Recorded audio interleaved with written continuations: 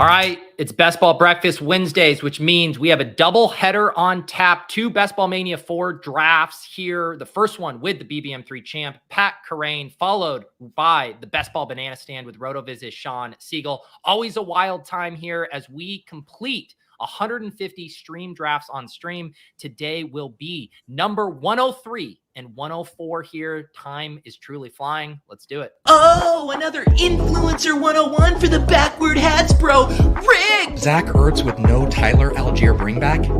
Yikes. You reached around for correlation? That's a no-no. You ADP bros disgust me. How about you just live a little? Handcuffing might actually be a way to get unique if the field's avoiding it. The Wi-Fi at this resort is a disaster? These fucking streamers don't have player takes. What if a piss boy draft is the room you need? Oh! All right, GM, Pat looking especially tired. You guys had a 10 p.m. Stream over on Ship Chasing last night that I smartly sat out. How late did that end up going? That was after midnight Eastern, right? After midnight, yeah. And then I stayed up after that because I had some slow drafts to make and fired in a couple fast drafts and just into the wee hours of the morning, just drafting away. That is the thing with those streams. Like, once you do the stream at midnight, you're too wired. You're too wired, yeah. Yeah, and that's why when I saw that time, I was like, bon voyage, guys. I'm going to bed. Finally got to sleep at an early time. April's been waking up early these days, so I've been having to very much protect. But we're going to have a late night over on Ship Chasing tonight because we are doing a very epically long best ball draft on the NFFC. So if you guys want more draft action with Pat and I and Ben, of course, that's going to be over on Ship Chasing. You'll get plenty of draft action tonight. Plenty of draft action. All right, Pat, how things going in the Best Ball Mania streets for you? We obviously have news starting to kind of fly fast and furious. Lots of like pup maneuvering, some holdout stuff getting resolved, some starting to get a little dicey with Josh Jacobs, some interesting kind of like injury news, bullish timelines on Brock Purdy, Javonte. Anything like really moving the needle for you? Like when you go in and update your ranks that you're like, oh no, I need to make a meaningful shift here? About, I want to say a week ago, 10 days ago, made a meaningful shift to get Javonte up. And that's just going to keep trending in the right direction, I think. I got him last night in a Best Ball Mania, though, at like around pick 90. Or maybe even 91 or 92. So I don't know. I think if you're drafting now, I would say you can still probably get him close to where he's been going, and he would be kind of a point of emphasis for me there. I've been kind of aggressively taking Jacobs in the late third. I'm not pushing him into the fourth. I suppose I could, but most of those drafts have been the slow puppy that I've been doing that in. But I'd be fine taking him in Best Ball Mania in the late third as well. I think,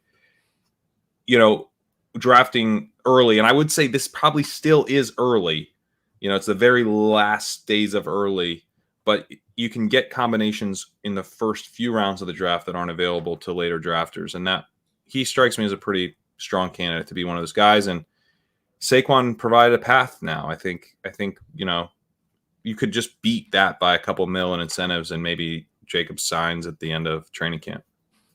Yeah, what would you assign the percentage chance that Josh Jacobs misses any games at all? What would you put that at this year? Like probably between 5 and 10%. That sounds about right.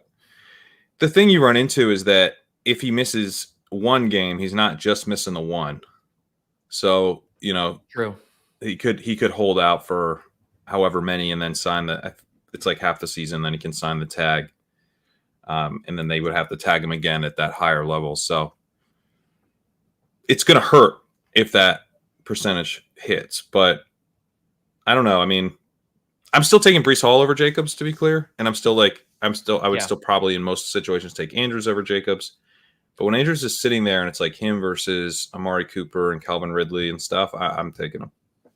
Yeah, that's the problem. We've come into that spot in the early third round too, where it's like, even if you think you're going to get cheaper Breece or cheaper Josh Jacobs, he still is often better than the tier of players around him. And like, you're generally trying to accomplish like a structural goal too, where that's fitting something you're wanting to do. And so then it's like, all right, well, I'm not getting a better price. And this goes back, I just recorded a best ball tip video that I'm going to post. And like, we were kind of talking about this with the weather thing, whether it was that last week or 2 weeks ago, where it's like, you want to apply those stands and those leans across your portfolio, not in a single draft, right? It's like pumping the brakes on Brees across your next 15 drafts, not in this individual draft. It doesn't mean you're full fading in every single draft. It's like over a window of drafts. Yeah, that's exactly right. Yeah, I do need to. So Pat, cold brew week rolls on. I made a huge mistake on Monday. I came from a walk, and so I had a plastic glass, and the acoustics and the ASMR people were just so livid that they couldn't hear the ice clinking. So I've made sure get your shit together, man. Mistake. Sorry, that was pretty aggro. I'm sorry. That was not. There's nothing ASMR about that. I'll get a better one here. Let me get my concentrate in here. I'm going a little fast because we're about to be on the clock and I didn't time this too well here. So people are going to be pissed at me again for not giving this. There's the Poland Spring, Pat. Do you have cold brew going this morning? I do. Yeah. I got the mason jar. It's a real. Oh, mason jar here. Yeah. But you drink it out of a Guinness glass is definitely approved. I like that. Yeah. So, all right. And yes, as people are noticing for the audio listeners, we are underway in a Underdog Best Ball Mania 4 draft. We drew the 112 because it is, I'm legally not allowed to have any early picks anymore. So Pat and I will be drafting from the 112. Lots of friends and family in here. Nez, Derek, Trev. So we will be battling the Piss Boys, Garrett Wilson, Amon Ra, Nick Chubb, Davante Adams, Waddle, JT. I'm open for any configuration of those guys I named. What do you like? I just generally grab two of these receivers. I don't really. I'm just like, I honestly like, this is as close to me just like shuffling a deck of cards and picking at random as I get. Yeah. You could see my exposures are all super smooth here. I'm a little lighter on. Who do you want? Let's get a Davante Adams as well as Wilson. Garrett? The old and the new for Aaron Rodgers. It's pretty interesting that we are kind of in this. We've had a lot of Davante Adams debates lately. I just feel like on kind of various shows, I feel, on Swolecast, Rob Coakley was saying from Spike Week that he has like a full fade on Davante. Shawn has a huge fade on Davante based on where he has him ranked. And then there's a lot of people, looking around saying, hey, Jimmy G is going to play. Davante Adams has just been the stone cold, top 4, top 5 wide receiver every year in all these different situations. Why are we overthinking this? Where are you falling on this debate? Clearly we just took him here, but what's your kind of prognosis for him? I'm generally in. I mean, I don't like, he was awesome last week. Like, I mean, I was literally sweating in week 17 in that 4:00 window. Davante Adams was one of the guys who, could have ruined the whole Best Ball Mania thing for me. He was having an incredible game, and he was with Jarrett Stidham. I don't know. I mean, I feel like we kind of did this last year a little bit too with Derek Carr. We're like, I mean, he was one of the best picks last year, because we already kind of gave him a quarterback discount, and now it's like, oh, but Carr. Now, I've said on ADP chasing, like, I do think that Carr is a better quarterback than Jimmy Garoppolo. I think Garoppolo is like pretty limited, but he also can execute an offense, and he knows this offense. And so I don't think, like, it shouldn't be a total disaster unless McDaniels just completely donks it up, and they probably will, and it probably will be a disaster. So my concern with Adams is like, isn't like the week to week stuff. It's more, what if the rails what if things really fall off the rails and the Raiders are just like not an offense you want any part of by the end of the season? But I don't know. It's hard for me to gauge how likely that is. I agree with that completely, because you can't, it's like we talk about it, Davante Adams stat line that he had in that game with Jarrett Stidham. Even with Jacoby Myers there, he still doesn't have really anything to pull a ton of targets away. And you could even say that Jacoby Myers more just fills the void that Darren Waller left anyways. So I like, from a target share, from all of that, I'm with you. It does, like, you can envision like that team being very bad. Josh Jacobs holds out. Like you said, wheels come off, dysfunction with Josh McDaniels, and Davante Adams just kind of quits on the team and is like, trade me, get me out of here. I want nothing to do with this. I think that is the risk with Davante Adams. Probably not, can he drop a 30 burger with Jimmy Garoppolo? Yeah, exactly. Because, I mean, he gets traded and we're like excited about it, but then he's not playing. Like, he's not running all the routes yet because he's new to the team. And, I mean, I don't know. It could just get... I don't want like that much chaos when I'm taking a guy at the 201. Yeah. But I do feel like there was a slight discount on him because of this Jimmy Garoppolo stuff with his foot. And I wonder if that part of it ends up going away. Like, by August, is he closer to CD? Yeah. Maybe not, because people just spooked on the Raiders. All right. Thank you, Willis, for reminding me. The Ducks do get fed in the early draft here as opposed to the second draft like we do on Monday. So the Ducks are currently being fed. Someone asked me the other day, they still don't get what that means. I wrote it up in the P.O. Box newsletter, an explainer on the Ducks getting fed. We even have a new emoji, I believe, in the Deposit Kingdom, thanks to Phil, Miss Rachel feeding the Ducks. So check that out. Pat, we're about to be on the 3-4 turn here. Started Garrett Wilson, Davante Adams, best by ADP, Lamar, Jahmyr Gibbs, Najee, Judy, Christian Watson. I mean, I kind of just take Lamar here a lot. I feel like we've done that before too. And then, I mean, we could go Gibbs. We could go... I don't really love Judy, but... I think the only thing, Pat, like, we've had a lot of bad experiences taking the 2 detours here and then getting absolutely buried and getting shut out on wide receiver. So I would rather like push that detour until a later round. As much as I do kind of want to boost my Gibbs. So I would lean, Judy, Watson, honestly, any of these wide receivers if you have a preference. Let's take Drake. Let's get you above the field on Drake London. Yeah, let's do it. Yeah, in this range, it's funny seeing all these wide receivers. I'm slightly below on Mike Williams, slightly below on DJ Moore, slightly below on Hopkins. I think I am pretty okay with these exposures. I want to get my Christian Kirk up a little there at 3%. But otherwise, I'm playing these wide receivers at basically either even the field or over. Yeah, I think I'm probably the same. I'm definitely below on Judy, and I'm like below on the guys who went before this, Cooper and Ridley. I'm below market on. Yeah. But yeah, I think I'm above. Yeah, I'm right at the field on Hopkins, above the field on Williams. Yeah. Tyler, I will read your super chat, but as you know, if you cross the line, they don't get read. Thanks for actually using the glass this AM. I can read this, and now we can squeeze the Ducks from the bottom, and I can't finish reading this. So, Tyler, your comments can't get read here for when I upload the audio.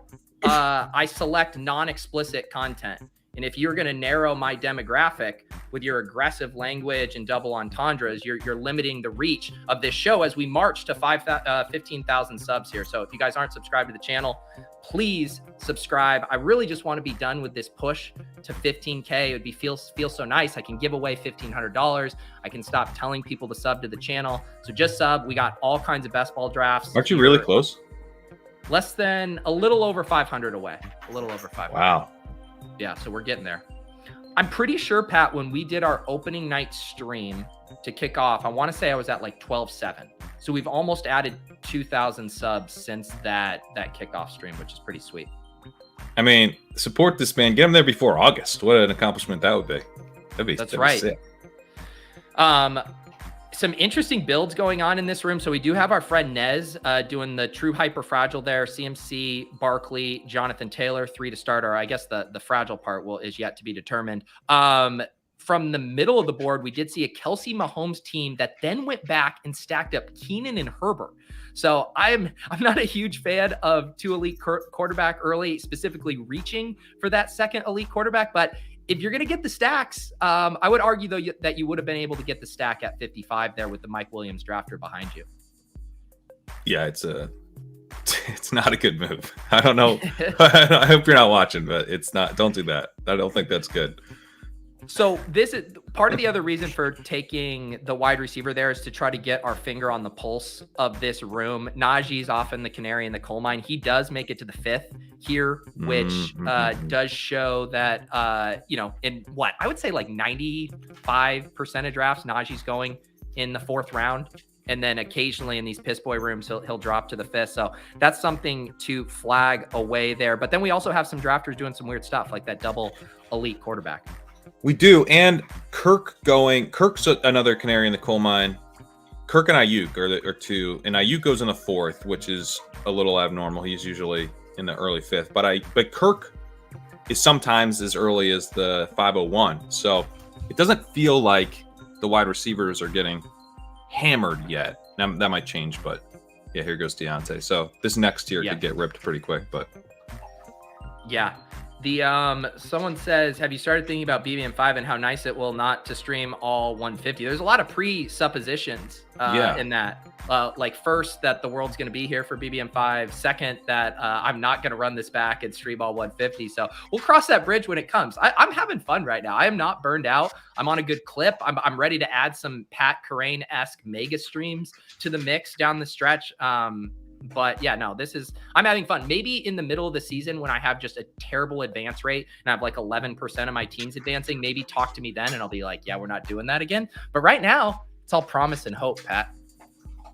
Yeah. I mean, I would say you could probably bang out like a 3 to 4 mega stream and not really even feel it.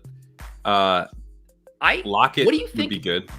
Yeah, I'm down for Lockett. I was just going to say, what do you think about Dobbins as just kind of protection of getting like blocked out of like some other Ravens pieces? Yeah, I think that's fine. I like trying to push him a little bit usually, but we can't obviously do that. So let's grab him. Let me just grab Dobbins first just to make sure here. And then, wide receivers. I mean, I obviously take Lockett a lot. I much prefer him to Pittman. I'm trying to think if there's any other little correlation. Pittman with Adams, that would be the only other thing there, but I'm completely good with Lockett here. Yeah, let's go Lockett. All right. Lockett, come on down here. Let's see. Graphic says, what's the over under on number of views the winning stream would get? Yeah, so if people came back to watch it, I mean, a lot of my videos now are settling around like 5,000 would be maybe where some of these close at. So where would a winning stream? I think it could get to like 15 or 20,000. I mean, I would think more than that. Higher? If you literally streamed the winning draft. Yeah. I mean, I feel like maybe more, because some people would watch it a few times, right? You're like, man, this is kind of fun. There's probably like moments where you like almost pick someone else, and then like it would be kind of a rush just to see how it all came together, I think. Yeah, it would be interesting. I guess it always comes back to like how much the best ball market is going to continue to grow now. And, still when you like go around the fantasy, like YouTube space and you see the videos that have like 100,000 plus views, it's still more like season long focus, top 5 ads, trade targets, handcuff running backs. But I think with best ball's explosion, you could start to push to see a winning draft like that, 3 million on stream, probably splitting the difference here. Someone says 25K, Willis says 50. I think it could have a 50K ceiling with some good promotion here. The funny thing too would be like, what would probably be better from an Optimize standpoint is if you recut up that video and did like an annotated, almost like director's commentary. Oh yeah. And then publish that as a really tightly produced, so people aren't watching me fumble around with iced coffee and getting bored. It's just getting straight to the point. 100%. I mean, if you put that out, that would have a pretty big ceiling.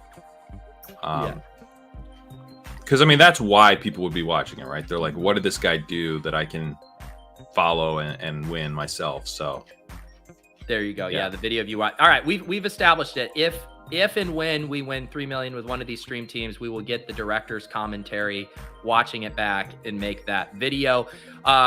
And I'm also one thing I'm really bad at is remembering I keep getting comments from people saying, hey, this is my first year playing best ball. I'm, jumping in for the first time. Watching these drafts has been really helpful. So if you guys are looking to dive in to get prepared for your home leagues, you're not one of us sickos who are 100 drafts deep or in 50 plus slow drafts like Pat right now. You can use promo code Pete when you sign up on Underdog. They will match your first deposit up to $100. So you put 100 in, you get 100. That's $200. That's 8 BBM entries right there. You can compete for $3 million with us. Pat, we have started this team. Garrett Wilson, Davante Adams. We did grab Lamar at the 3-4 turn along with Drake London. Went ahead and grabbed J.K. Dobbins at 60 and then Tyler Lockett at 61. And now we are bracing to see what comes back to us at the 7-8 turn. How are you feeling about this squad? I mean, I don't know how to feel until we get to this turn. This turn's gonna make or break. I mean, how many times have we done this, Pete? We've taken Lamar on this stream probably like 3 times now. 4 times. I feel like we've taken a lot of Lamar from the 12. It's just endless Lamar from the 12 for us. Real quick before we see what we do here. So Treylon Burks comes off at 77. He has been sliding in some drafts when I see people posting their screenshots from their non-wide receiver avalanche rooms. He's someone I wanted to think through, like these guys that are falling that you have big positions on. And I actually don't know your Burks. I have a big position on him. I have a big position on Burks. Is that a guy you're willing to double down on? Or do you want to be like a little bit more cautious and respect the market in those cases? I feel like I've lucked out on Burks in the sense that he was going in kind of the mid to late 6th to early 7th range. And on those teams, like structurally, I just really needed a wide receiver there. Now he's falling to the late 7th, where I often don't need a wide receiver as much, drafting from the other side of the board. I may already have like 4 through 6. Or maybe I have Justin Herbert at that point. We got Bateman. Okay, thank goodness. Yeah, okay. Flowers did go. I was just waiting for the snap, Zay, Bateman right there. What do you think about Goddard here? Yeah, I mean, Goddard's sliding, a full round past ADP? Yeah, I mean, I think that's a pretty sweet value. I don't really see anything else screaming at me here, but keep going. We're going to select Goddard and Rashad Bateman here, but what were you keep going on the Burks point? Yeah, I was just saying, like, I haven't felt the need to have to take him in these drafts structurally. Like, I need a wide receiver and Burks is the only one left, and I'm kind of being forced to double down. But I don't plan to be out either. So,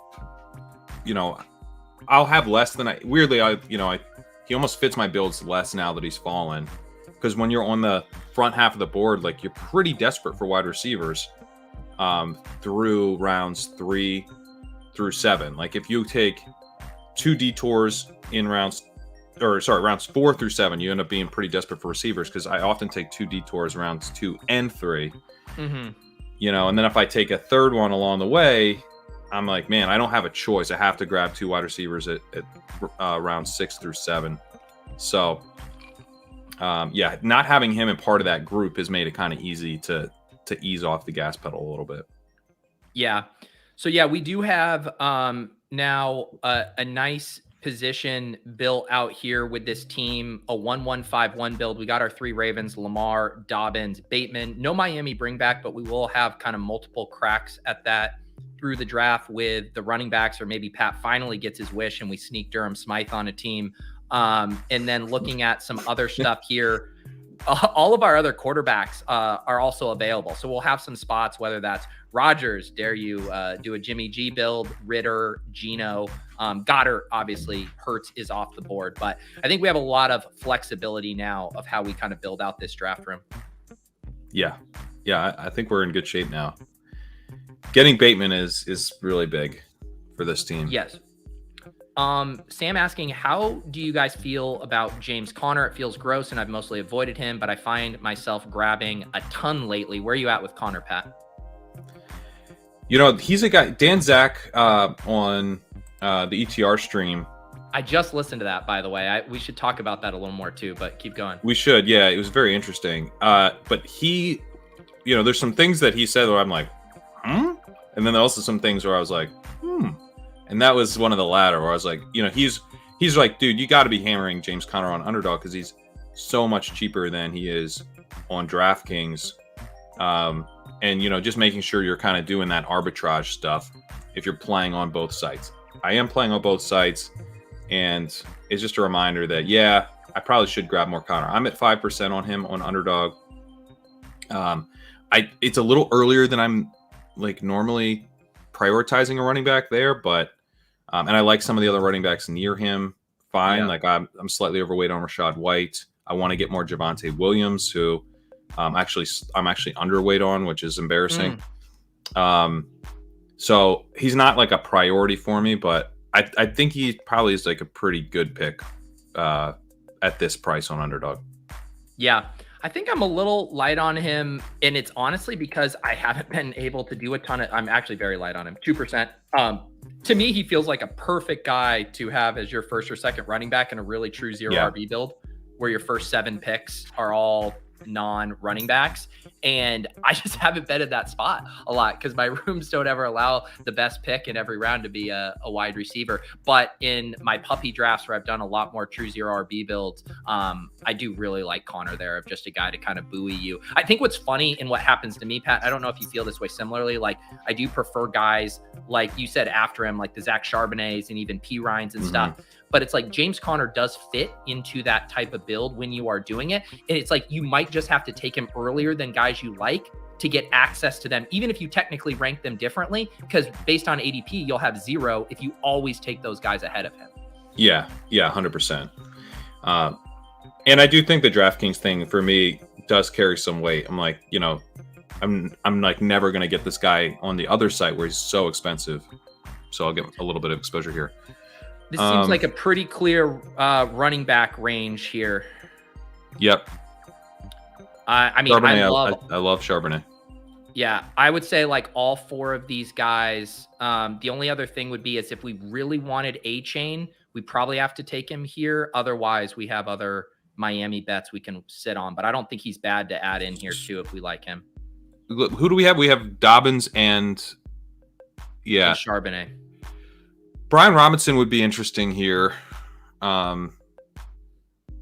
because, he kind of gives us some early season stuff. Penny's also pretty interesting with the Philly bet. With the Goddard. Made. Yeah, I mean, you see here, I take it. Give me your final, which one you want, Penny or Robinson? I'd say Penny. Okay. Or Brian. Let's do Brian Robinson. Normally, I'm very quick at reading my guess, but we said Penny and I did the click. I kind of messed with you there. Yeah, it was tough. Like a lot of times in these spots, you have a McLaurin, a Dotson, or a Niner, because there's 4 other guys there with CMC, Ayuk, Kittle, Debo, that often I'm using those builds as excuses to get me to Brian Robinson there. But I don't like when we take that Goddard bet there. I do like building it out with Penny. And I also think kind of reaching for A-Chain in that premier bring back for the Ravens stack would have been fine too. So Bo Wolf of The Athletic did a piece talking about every single player on offense. About Penny, he said, "We know about Penny's extensive injury history, but I do think he has the highest upside of any back on the roster, DeAndre Swift included. He leads all running backs over the past 2 seasons in both yards per carry and yards after contact per rush. Over that span, Miles Sanders led the league in yards before contact per rush. Combine Penny's skill with the opportunity once given to Sanders in the Hurts-led offense, and you have the makings of an all-pro, were it not for the never staying healthy thing." Yeah. Yeah, get me hyped. I mean, it's so hard. Looking at these 2 picks, though, Pat, I'm realizing like another classic dynamic that happens to me where I love both Seattle backs and I love both Philadelphia backs. And yet, because of the opportunity cost at wide receiver, when you take Walker and when you take Swift, I have so much more Charbonnet and Penny. And I'm like having a hard time squaring that, where if I could just write down my exposures on a portfolio, I would bring those guys down a smidge and I would bring those other guys up. But in practice, in these draft rooms, I've had a really hard time doing it. I'm having the exact same struggle. I've got like a ton of Charbonnet and I'm underweight Walker. And I feel like I take Walker a lot because I like make I make more of an effort to take him. Mm-hmm. Like I think when I'm taking Walker, I think about it and I remember it. When I take Charbonnet, it's just like another draft. Oh, I'll take Charbonnet. Just like kind of second nature. And so the Charbonnet shares actually pile up. Yeah, and I don't have that much Walker. And Penny, I'm at 14%. Swift, I'm at 7%. So, yeah, I wish I was overweight on Swift too. And because the other dynamic, you think of the flip side of it. So to me, it'd be like, in my head, I'd be like, all right, we're going to take some more Walker. We're going to take some more Swift. That means you're pulling a wide receiver away from there structurally. Who are the wide receivers in this range? You know, I'm fine when you were able to get guys like Jamison Williams, Sky Moore, Nico Collins, some of these more preferred wide receiver guys who now shoot up. Dobbs even as well. Dobbs goes 106. Nico goes 102. You know, all of these guys pushed up here is, I mean, where did Sky? I assume Sky's well off the board, or is he still on the board? Yeah, where did Sky go? How early did Sky go? Why can't I find him on this board to make this point? He went in the 8th. Late 8th round. Yeah, 93. So my point was, when you were thinking about like where you're pulling away from, a lot of those wide receivers that made that more viable, now they're all pushed up too. And so those 2v2s now, I think, look really bad, right? When you look at the wide receiver running back, if you're saying, you know, even who would be a guy like Treylon Burks or Quentin Johnston and Rashad Penny versus DeAndre Swift and Alan Lazard. Like those are the 2v2s you're looking at if you make that trade-off. So how do you get your exposure up in wide receiver avalanche rooms? It's tricky. Yeah, dude, I don't know. I don't know how you do that. I mean, you'd have to basically not make the 2v2 a wide receiver, right? You have to go Swift and, you know, Zach Charbonnet or Walker and Penny. Yeah. And have that be one of the detours that you make. Yeah. So let's make these picks, and then we should, I do want to talk a little bit about the Dan Zack stream, because, and the reason I think it's interesting is just because, you know, we have our echo chambers. A lot of us have our same thoughts, these points that we kind of repeat over and over. And Dan came in with some really interesting, like fresh insights, approaching it from a really different way than I've seen basically anyone who's done content at least approach their portfolio. So I would like to talk about that. Looking at the board here, though, I don't see any of our obvious stacking candidates. Jamal Williams, Jalen Warren at running back, Jefferson, Mingo, Thielen, Chig at tight end, Goff at quarterback. What jumps out to you here? I mean, I like Warren a lot. He won't come back. Yeah. So he'd be a good one. I like doing Warren, especially too when we got the Lockett, and there really is no other pick guys that you like after that. So let's add Warren to the squad. No one else really jumps out. I mean, we could go Mingo if we want to get a sixth wide receiver. We could go Jamal Williams if you feel like we need more early season help at running back. I don't love taking Williams, but where are you at on like Rice right now with kind of the that's a good one down? Yeah, we could just grab him because he'll be moving up. That was my thought. Is he probably is going to move up ahead, especially like if Tony's not around. And I know it's like every day now it's like, oh, Richie James crushing camp, Justin Ross running with the one, Sky Moore, but like there's going to be a flavor of the week, I think, throughout training camp that we know is not Kadarius Toney. So I like Rice here as a 6 wide receiver, especially if we've kind of missed the boat on cheaper Sky at this point. Yeah, we definitely have missed the boat on cheaper Sky. Yeah. Nate Taylor wrote about Rice, I believe, yesterday.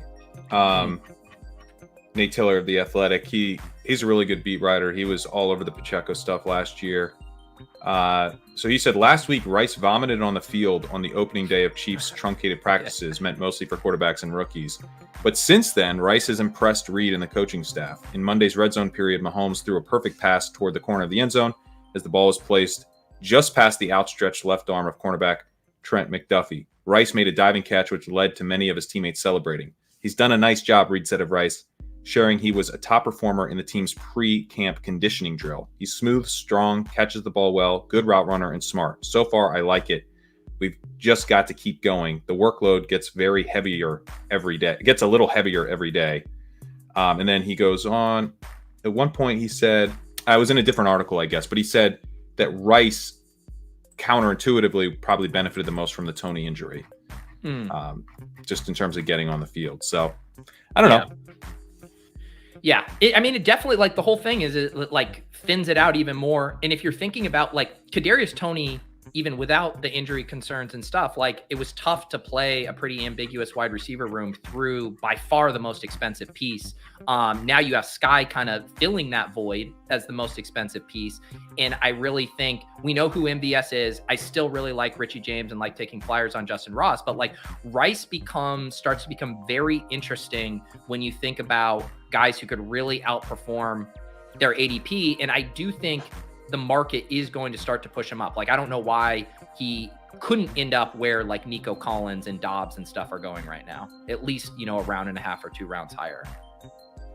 Yeah. I mean, I don't either. I mean, and to be honest, his rise does not have to stop there. This is a second round pick who may get an opportunity pretty quickly with Patrick Mahomes. Like we have seen last year that those guys can shoot up the board if people get excited enough. So, and he did. It was earlier in this article. He said oddly he thinks that it could be Rice who gets I think he says oddly because they're not very similar in terms of player archetype, but Toney was going to be able to move around the formation and kind of probably block Rice to start. But this should definitely help Rice get his chances. So I do want to pull this up, and I still keep wanting to get back to the Dan Zack stuff, but Waffle says no rookie wide receiver has had more than 700 yards in an Andy Reid offense since Jeremy Maclin. One thing I think just in general with these rookie wide receivers who have like fringe profiles or shaky profiles, which I think we agree Rashee Rice has, is you're not making the bet that this guy comes out of the gate like Odell Beckham did his rookie year at Sebastian there. You are hoping that you get that late season push like you got from him in Amon-Ra. I'm not comparing him to Amon-Ra, but just comparing that late season push. Even my guy, Wan'Dale Robinson, who was coming on, he was started very slow, then starts to get to see the field more. So when you draft a guy like Rashee Rice, I don't think Pat and I are banking on him scorching the earth, those few weeks. We want those 600 yards if he gets there to be coming weeks 10 and on. That's exactly. And we're hoping that he gets some chances early to show the coaching staff what he can do. And then they're like, I think we have something here. And then they ramp him up and he produces down the stretch. And at this price, that's okay. I think that type of argument is a good reason to start being skeptical if he's a 9th round pick by the end of the year. That would be like, oof, am I really even getting that much production out of this player at a spot in the draft where I really kind of still need it? We got a couple quarterback fallers, Goff, Carr, but we don't have any correlations with them. Alec Pierce kicking around at ADP, tight end Irv Smith, if you want to correlate off of Rice, some other boom bust guys in Chark, DPJ, Sam Laporta. What jumps out? I don't really see anything I love. Do you? I was going to just take Alec Pierce. Yeah, let's take Alec Pierce. Structurally, I think we can sit on quarterback. The only other thing here would be we could have gone Goff Laporta. I didn't even think of that, dude. I missed that. Mainly because I had blinders on to our other late quarterback options, although those are starting to evaporate too. I still like Laporta in a vacuum, dare I say. I think Irv, if we're going play that. Yeah, play that way. Since he also plays Pitt week 16, so that's a little feather in the cap there. We do take Irv Smith here. Let me recap the team, and then we will talk Dan Zack. Quarterback, Lamar Jackson. Running back, J.K. Dobbins, Zach Charbonnet, Rashad Penny, Jalen Warren. There was a flat spot at running back, too, so wasn't much there. Wide receiver, Garrett Wilson, Davante Adams, Drake London, Tyler Lockett, Rashad Bateman. So 5 through 85 picks, and then we add Rashee Rice and Alec Pierce in the mid-rounds. Tight ends, Dallas Goedert and Irv Smith. So I thought the interesting stuff with the Dan Zack, he's fully optimizing for advance rate, does not give a shit about week 17 stuff. He even made it seem like less of a tiebreaker than even how we use it, like very low down his preference when he's because stacking is sort of a tiebreaker. So it's like the week 17 stuff, I think, as far as I understand it from watching a couple of streams and, where he's actually drafting too, it's like, it seems like stacking is way more of a tiebreaker than we treat it as. And then the week 17 stuff almost has to kind of fall down the order if you're not even stacking all that much. Yeah, and he is completely agnostic with his player archetype selections. He is strictly drafting off of ADP. He mentioned he had like some preferences, but his volume is so massive on both Underdog and DraftKings that he's playing the market. You mentioned the arbitrage stuff he's doing with players who are cheaper on sites, vice versa. And he almost even has lists of like, I'm not getting my James Conner on DraftKings where he goes earlier. I'm going to get it all, on Underdog where he goes cheaper. Yeah, and I get that. I mean, and there are pretty big differences. Like Drake London is a 5th round pick on DraftKings, and JSN is like a 6-7 turn pick. So, I mean, I get it. If you're playing a bunch on DraftKings and you like, why would you take JSN in the early 5th, as a reach, to make sure you get enough? Like, you're going to get enough. So I think that it's tough for me to do that because I obviously have strong player takes.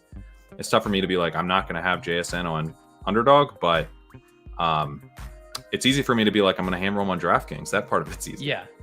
The thing that I took away from it the most was that because of the simulations and the data and the coding and stuff he's done, he's found some, non-conventional constructions that have actually yielded really good win rates over the years. We've joked about his mega tight end builds, but to me, it's like, I am still never going to ignore the playoff implications. He was really down on elite tight ends and kind of just shrugged off that they have a ceiling where they could separate in the playoff weeks. I think there's ways to kind of marry some of the interesting things he's found there and still feather in the correlation, the player archetypes you like, while accomplishing some funky, roster constructions with late tight ends, punt QB stuff. That was kind of my big takeaway, and not being afraid to push fragileness at positions like running back and wide receiver. Yeah, what I think is really interesting about what he's doing is he's really into structural drafting, but he has very different ideas about which structures are good than we do. And I feel like the guys who are kind of most into structural drafting are generally bend towards the wide receiver prioritization, towards the zero running back, the hero running back type of builds. And he is not entirely right. Hyperfragile is, more running back heavy than those, and is one of the key structures that's worked for people.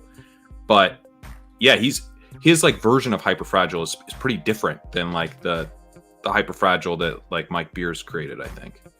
Yeah, and he's like, because he's not thinking about player archetype, he's taking James Conner as the 4th running back in a hyper fragile, where it's like, give me Rashad Penny, give me Javonte Williams. Like, I want the guy who can realistically score over some of those early running backs when we're, doing those builds. We are on the clock here. All of the Dolphins running backs are gone, which I kind of assumed we were going to be looking at that range. Anything sticking out to you here? Did Pickett go? Pickett's gone too. We're going to have to probably be looking at a Ritter build. Okay.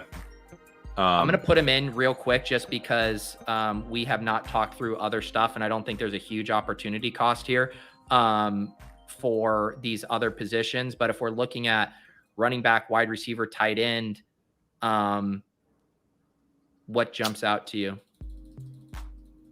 Zamir White, if you want to play like him pushing up. I'd rather grab Zeke or Lenny, to be honest.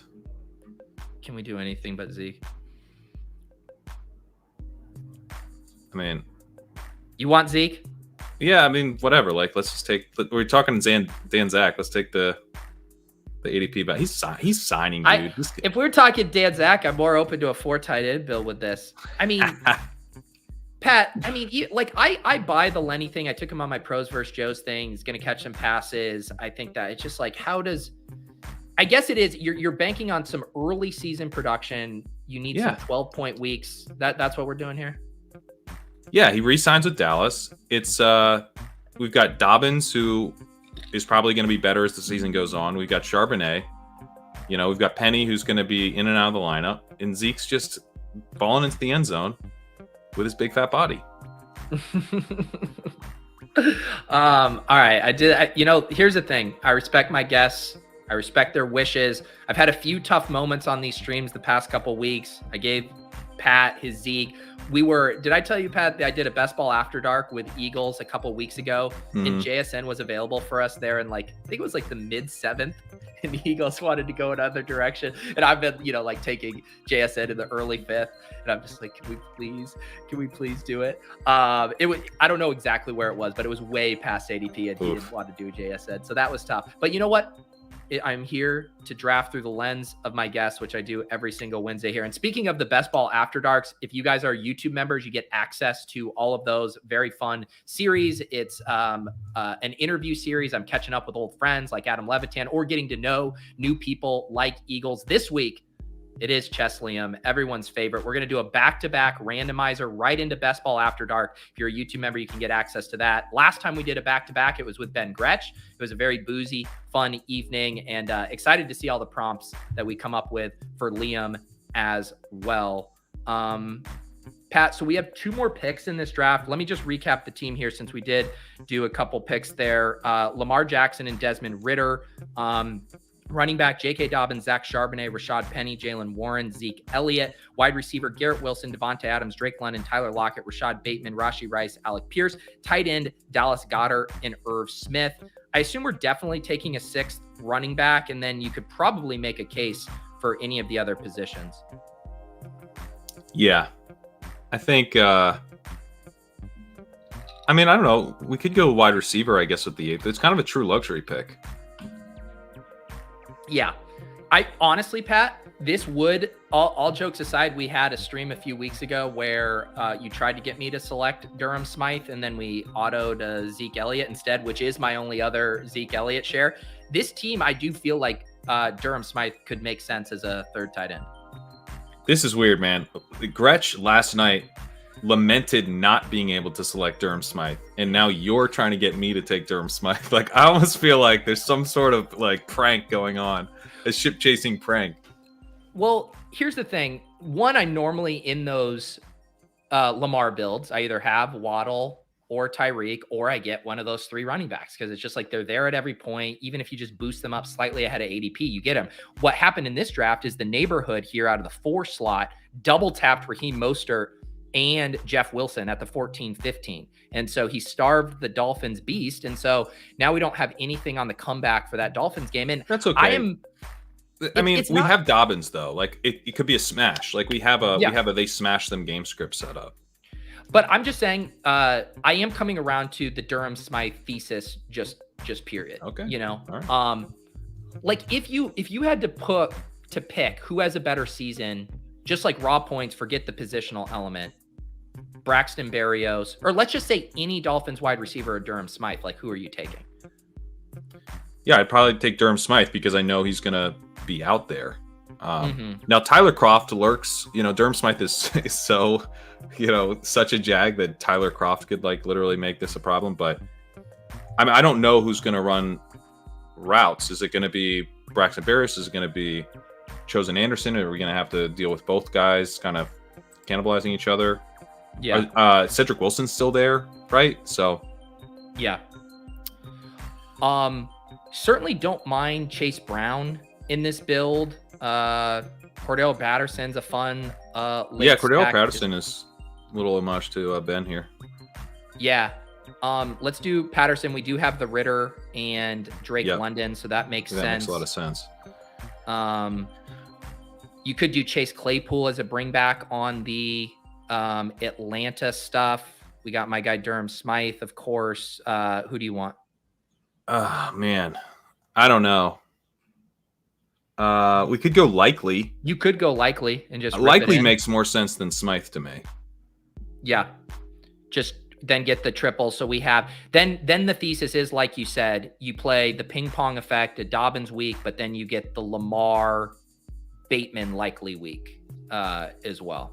And I think to me, we break ties towards especially because Smythe is Smythe is someone I am taking, but I'm more taking him on DraftKings, and he's more kind of in the Cade Otton zone where it's Cade Otton's gone. What do I do at tight end? Sometimes you get straight up locked out at tight end, and I'm like, well, Smythe is a starting tight end.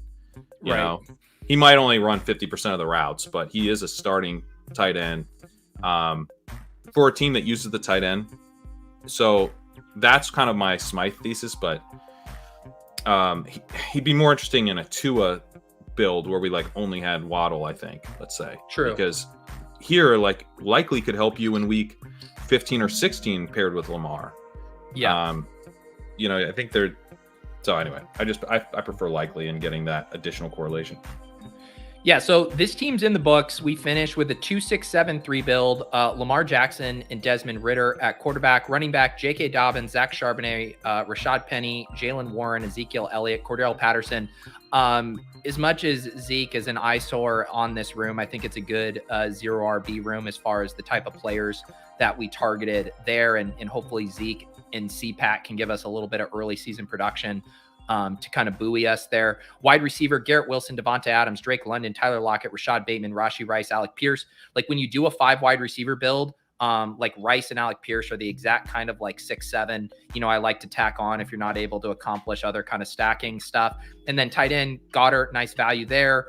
Irv Smith at ADP, and then likely for the correlation there. I think structurally this team came out pretty nice. Yeah, the sliding doors moment was Goff Laporta. Yes. Do we do that? And then actually you have Zeke coming back on that potentially if he signs with Dallas. If Zeke is the guy you need in week 17, then I will just for sure not be streaming 150 of my draft for Best Ball Mania 5. You're right. I would like that one back. I would like the Goff Laporta double click back, the huge value there, and then getting a tight end that we both like as well with the stack. And then who knows, then maybe you do Ferguson instead of likely or something like that. You have some options there. And what I would say, like, to kind of circle back to the Dan Zack conversation, like, I think one of the things that he has gotten, like, one of the things that I've started to think he might be right on is like doing more stuff like that. Like he was on stream with Herzig and they had, I think they were eyeing up a Stafford build, and then they had like Russ fall like way after ADP, and it was the spot where they needed to take Stafford. He's like, I would actually just take Russ here and backdoor stack him. And that's a little, you know, you're like, but you have the Stafford thing set up. But I'm trying to be a little bit more open to that. Like, and that would be an example where you're like, well, let's just take a falling Goff and then figure out what we'll do to make that work. And that one didn't like occur. I didn't see it until it was too late. And so seeing that stuff a little quicker, like your eyes going to Goff and being like, ooh, I want this value. How do I make this value work? Where I'm more like thinking about what my team has already been pushing me towards.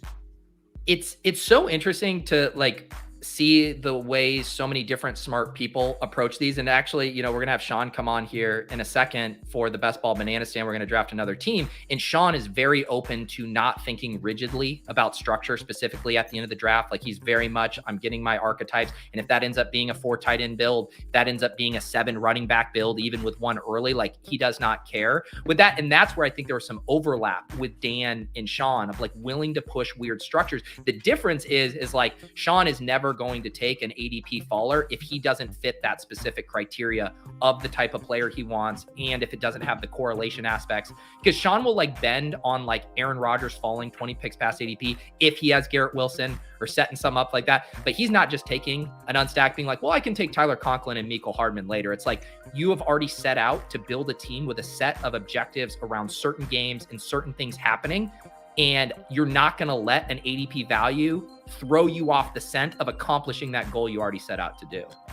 Yeah, and I had a tough one last night where I was setting up this Colts thing, and Deshaun Watson fell way past ADP, and I was like, God, but I think I had like JT Pittman and a Raiders bring back. I was like, I took Richardson. I took Richardson over in like pick 100 something over Watson. And that was one where I was like, Dan Zack would have taken Watson for sure. He wouldn't even thought about it. And then he would have made it work. But it's like, man, if you already have this like Colts thing set up and Richardson's such a high upside play and you've already bet on the team, that's where I'm like, I think that week 15, 16, 17 stuff to me is enough of a tiebreaker. But I think it's probably borderline. You could argue that, hey, you're getting a really cheap Watson that has advantages in the playoffs of its own, and your advance rate's probably just going to be enough better to, I don't know. It's really tough for me because when you make a bet that big on an offense, then you don't follow through on it. It's and what you do instead is take another quarterback from an offense you haven't bet on yet. It's interesting to think through. And again, it goes back to, like, can you accomplish some of the things Dan has looked at with his advance rate stuff with still getting some of the elements that we want to prioritize in the playoff gauntlet? Like, again, an example of this would be a 3 tight end build with like an elite tight end, with a Kittle or a Pitts, a guy who has a ceiling to separate in the playoff weeks, but you get the structure where you're not sacrificing hey, the best picks in the back end of this room, the guys who are actually going to contribute to my starting lineup are tight ends. And I think that's another thing Shawn does really well of not getting, and that's why I had floated, I think on a stream, and I had only done this a couple times, of like the 3 onesie positions, but with an elite guy, where it's like you're having your cake and eating it too. You're getting a separator, but you're also dialing up 3 specific stacks and taking advantage of the late onesie value late in drafts. It's fun to think through. Yeah. And I like that he's doing stuff where, like, I could see his 4 running backs that, like, he's kind of building hyper fragile teams. Like we thought before, it was like 3 before the first 5 was kind of the classic definition. He does like basically 4 before round 10, roughly. Mm-hmm. This ADP environment does strike me as one where 4 running backs before round 10, stop at 4, could be pretty powerful. Yep. I think that's one I've been trying to think through more too, because like that, what he's doing there is getting better prices on essentially the same archetypes of running backs that you would have gotten in 2019 or 2020. You're like James Conner type of guy, probably is a 6th round pick. Now he's an 8th round pick, right? Yes. Or, you can kind of do that all down the line. And if you're just saying, well, I'm going to make the same play I would have made on him in 2019 and make him as my 4th running back and then stop, but I'm getting that couple round discount, the payoff's even higher then if this all works out.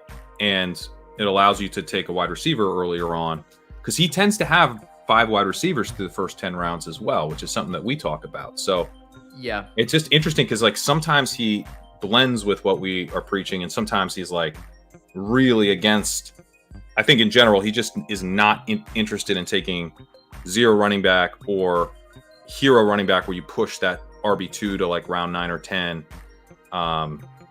as far as I understand it. But I would be interested in talking to him and trying to drill down on some of the specifics on this, because I do think it's really interesting. Yeah, someone said maybe I should get Dan on for a Best Ball After Dark or something. I will look into that. I think that would be fun. Maybe I'll have Liam or Justin put me in touch. A few other things. What stream are we talking about? So Dan Zack he's done some shows with Liam. He did a stream with Hertzik. That's the one we're specifically referencing over on ETR.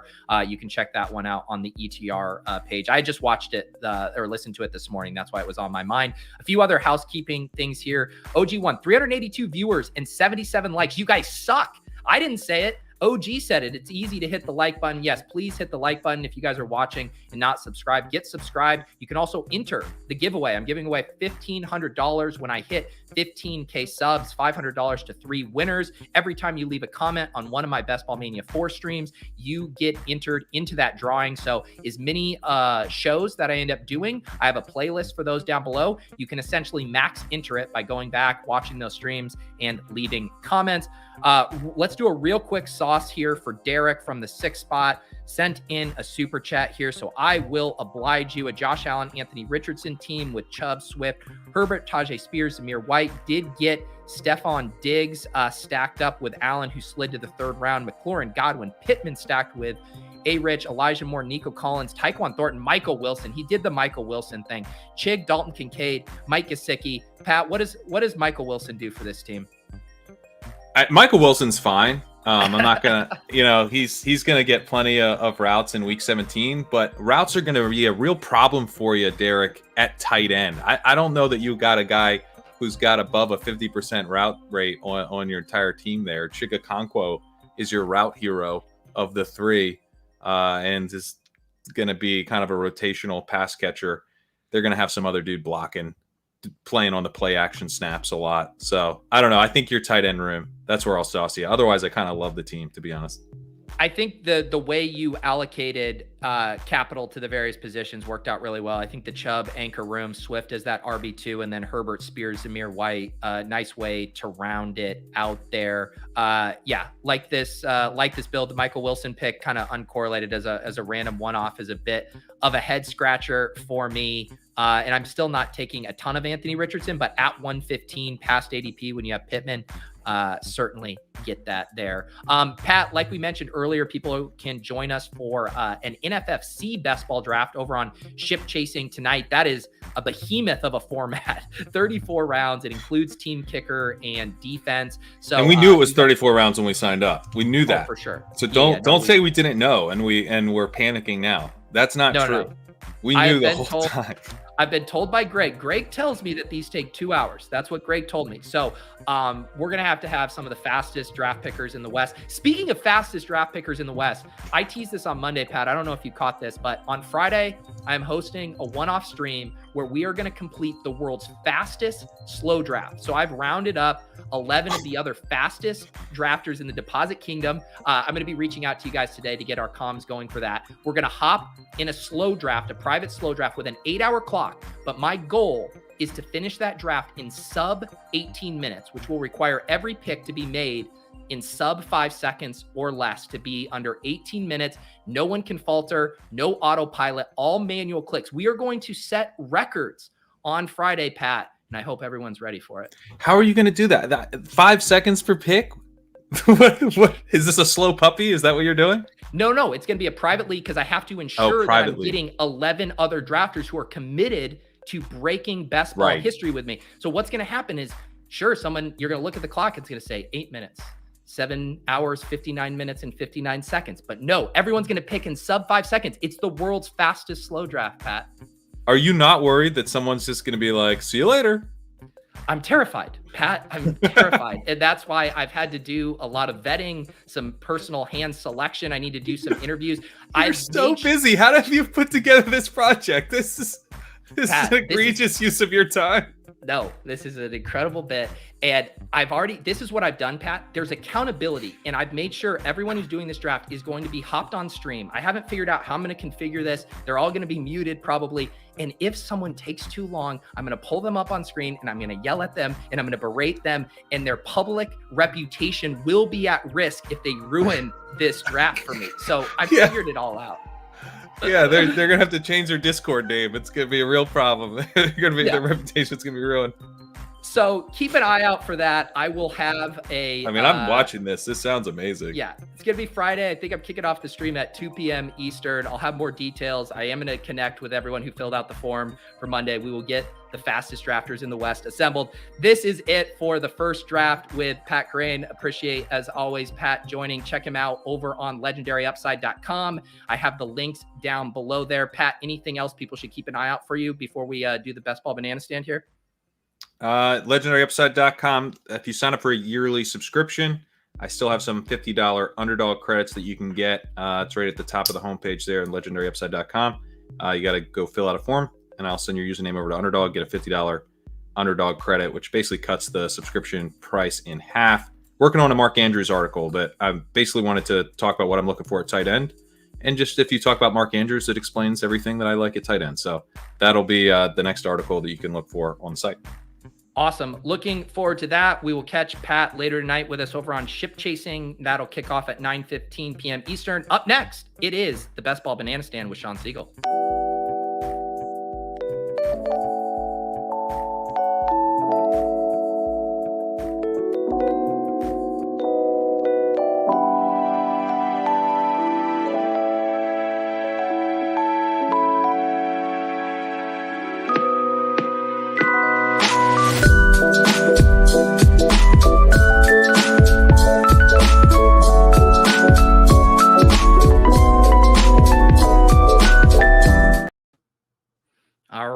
Shawn Siegel, fresh off of a late night stream last night over on Ship Chasing and RotoViz airwaves there, you and Ben drafting in the Pros vs. Joes, starting to feel battle tested with these stream drafts, right? Probably the most stream drafts you've ever had under your belt by this time of the year ever, right? It's been great. And we had a blast last night. It does feel like I just finished that up 5 minutes ago. So this is just sort of an extension. You were mentioning 2 hours for the 34 rounds. I think our draft last night took the full 2 hours.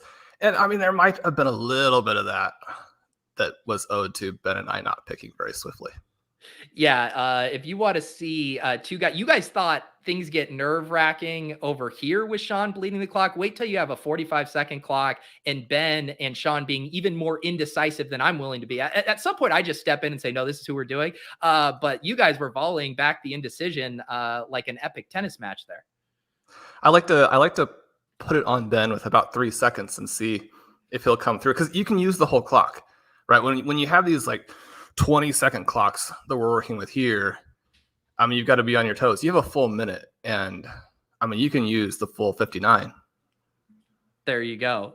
So check that out. I don't think that's going to hit, or it'll be on. You guys will have that on the RotoViz airwaves too. If they want the audio, the video is over on the Ship Chasing as well. Shawn, I did just jump us into a Best Ball Mania draft, and I've been lamenting. I have been not getting a ton of early slots lately. I've been getting a ton in the back. You and I, though, had some early slots recently, and our good fortune continues. The 1-3 here we do draw, although I believe you and I have ended up with a few Cooper Kupp shares. We haven't got a chance to do a ton of Jamar Chase builds, I feel like. Does that sound about right for you as far as our exposures? I haven't looked specifically at our exposures. It does. We have Jefferson, we have Kupp, we have McCaffrey. I don't know that we have Chase. Yeah, no Chase yet. Who knows? Maybe copper prices or the appropriately or inappropriately named Fiddle My Gooch. Maybe they give us a gift here at 3. Otherwise, we will figure it out. Looking at this room here, see some friends and family here. John Daigle, of course, from 4 for 4. Shimmy is in here. Biff Tannen, who I recognize. Casey, of course, from the 111, ends up in a lot of our drafts. We are on the clock. No gifts here. Justin Jefferson, Jamar Chase. I know you always have a little galaxy brain in you, but what do you think is the pick for us here today, Shawn? Yeah, it depends a little bit on how wide receiver heavy you think it will be. I like a lot of McCaffrey here, but I do have a lot of him. There are a lot of things you can do structurally there. I mean, Kupp is the easier play in terms of what it sets us up for. Yeah, let's go ahead and grab Kupp, give us some more flexibility. It's so funny. I've been wanting some earlier draft slots, but I've also been intrigued with the idea of getting some later draft slots with you, because you've been teasing to me. You teased it last week that you might have had a fun kind of galaxy brain reachy start. Does this selection set us up for one of your fun ideas, or are we boxed out of it again? Yeah, we really need the 108, 109. And it's kind of funny. Ever since I had decided that I wanted to play some teams that way, I've been more or less exclusively in the top 4. So you obviously can't complain about that, but it has made it a little more difficult to execute that particular strategy. I think I did a bad job hosting the show at the top of the show, specifically for the audio listeners. This is the Best Ball Banana Stand, a weekly show Shawn and I are doing where we hop in a Best Ball Mania 4 draft. We stream the draft over on my YouTube channel, youtube.com/Peter Overzet. And then this hits the RotoViz airwaves, including their Best Ball feed. I have the links to those down below. Make sure you guys are subscribed to RotoViz. All kinds of content coming out on the podcast feed. Curtis and Dave Caban doing some great shows, along with Stealing Bananas that you guys hear us talking about. RotoViz Overtime, who did a few shows with the regular season champ from last year, King Capital. And then on top of that, all of this written content flying fast and loose. I haven't even gotten a chance to read your Breece Hall article yet, Shawn, but you guys have been busy over there at RotoViz. Well, Pat was saying that he had enjoyed the Breece Hall article. I always appreciate that. All of the Breece Hall overdrafters need to stay together on that and hope that he also stays healthy. So we're pretty fired up about that. Pete, you and I have taken him a couple times when it looked like he might not be healthy, when it looked like they might drop another running back in on top of him. I feel like things are starting to clear up from that perspective. Maybe they're a little more concerned about some of our Ramondre Stevenson shares. We've been at this spot in a lot of our drafts, and so Hall and Stevenson, guys that we have been taking a fair amount at that 2-3 turn. Yeah. And that it does lend itself there. Do you start to think, because I know too, when I draft with you, like you probably have a narrower pool of like what you consider viable selections than maybe most people I draft with, because you're very, very intentional with the types of players and the archetypes you're building. And then you compound that idea with when you draft relatively close to ADP, that you can get funneled to some very specific team starts. I think I had a draft on Monday where it's like, someone was like, I'm pretty sure I saw you do this exact same start through 4 rounds. And I was like, you might be right. I might have done that. Do you ever worry about building like the same team too many times? Or do you kind of like the idea of like, I'm exposed to this and I'll just mix and match some other pieces with it? I like it. I was kind of joking in the intro to a piece I'm working on about winning the FFPC main event and the Fantasy Pros version, that, I mean, if you can draft the identical team in both formats and it's the best team, then you win both of those $1 million. I think that you want to be fairly heavy on your guys and not water down your teams too much, with the idea that some of the seasons you're going to just hit in such a way that works. And you're going to have a few seasons where perhaps you're not quite there. We can finish after we go through the turn here. I want to ask you the question after we get done kind of with this pair of picks, because I do think it's really interesting. Yeah, it's really tough. I feel like the pick is either JT or Barkley. Barkley gives you the week 17 correlation. I'm very underweight him, and I don't know if I feel fully comfortable with that. I have a really hard time taking Barkley over JT, though. I lean JT. Give me a one-word JT Barkley here. Let's go Taylor. And I mean, there's always that slight chance that Barkley even comes back around. Yeah, and I've struggled with Barkley. Let's first talk about the JT Cup. Did we get that? Was that our start last time we had Cup? Speaking of repeating starts, were we excited about a JT Cup start? Someone will have to pull this up for me and I can look it up too. I don't think that we've gotten that. I think we had Taylor get very close a couple of times. He's someone that when he falls out of that 205 range, I think you absolutely have to load up. Now, there are some more questions that are being raised even about his health, and that's going to knock him down some. I think you have to take him when he gets knocked down. My understanding of it is that there aren't huge concerns for when we get to the season. I still think he's in the mix to be next year's 101. I think he's that good, and I think that his efficiency possibilities in that offense are just absolutely through the roof. I did just check, Shawn, and it was a Cup Ramondre team we had. Ramondre goes here, so we are getting Cup with JT, which is fun. The aforementioned Breece Hall available, a couple of the elite quarterbacks, all the elite quarterbacks, Jacobs, Debo, Keenan. We do have the RotoViz ranks in here. Who's the pick? I think we got to go back with Breece again. I think he's going to get more expensive. Yeah. Jonathan Taylor, Breece Hall, Cooper Kupp. You mentioned Breece getting more expensive. It seems like concerns are evaporating about the injury. The last lingering concern is, could we get a Dalvin Cook shoe to drop in this backfield, which I do think would make him cheaper. It sounds like you believe that Dalvin Cook is not going to end up in New York based on that comment. Yeah, the betting markets have moved away from that as the most likely scenario. I think as long as there's a slightly less than 1 in 3 chance, and it's probably a little bit less than that he ends up there, I'm going to continue taking him at that spot if he seems to be pretty close to healthy. I mean, I argued in the piece I wrote on him that, and again, I don't think people are unfamiliar with his profile, but once you go through all the different pieces, it really is pretty crazy in terms of just how good he can be. If you took the injury out of it, if you took the Dalvin Cook element out of it, I think that his true value then would be in that Austin Eckler range. And so, I mean, you've got to take him at the 302. I mean, the 303. That isn't to say that, I mean, he is Austin Eckler's value, because those other things still are there.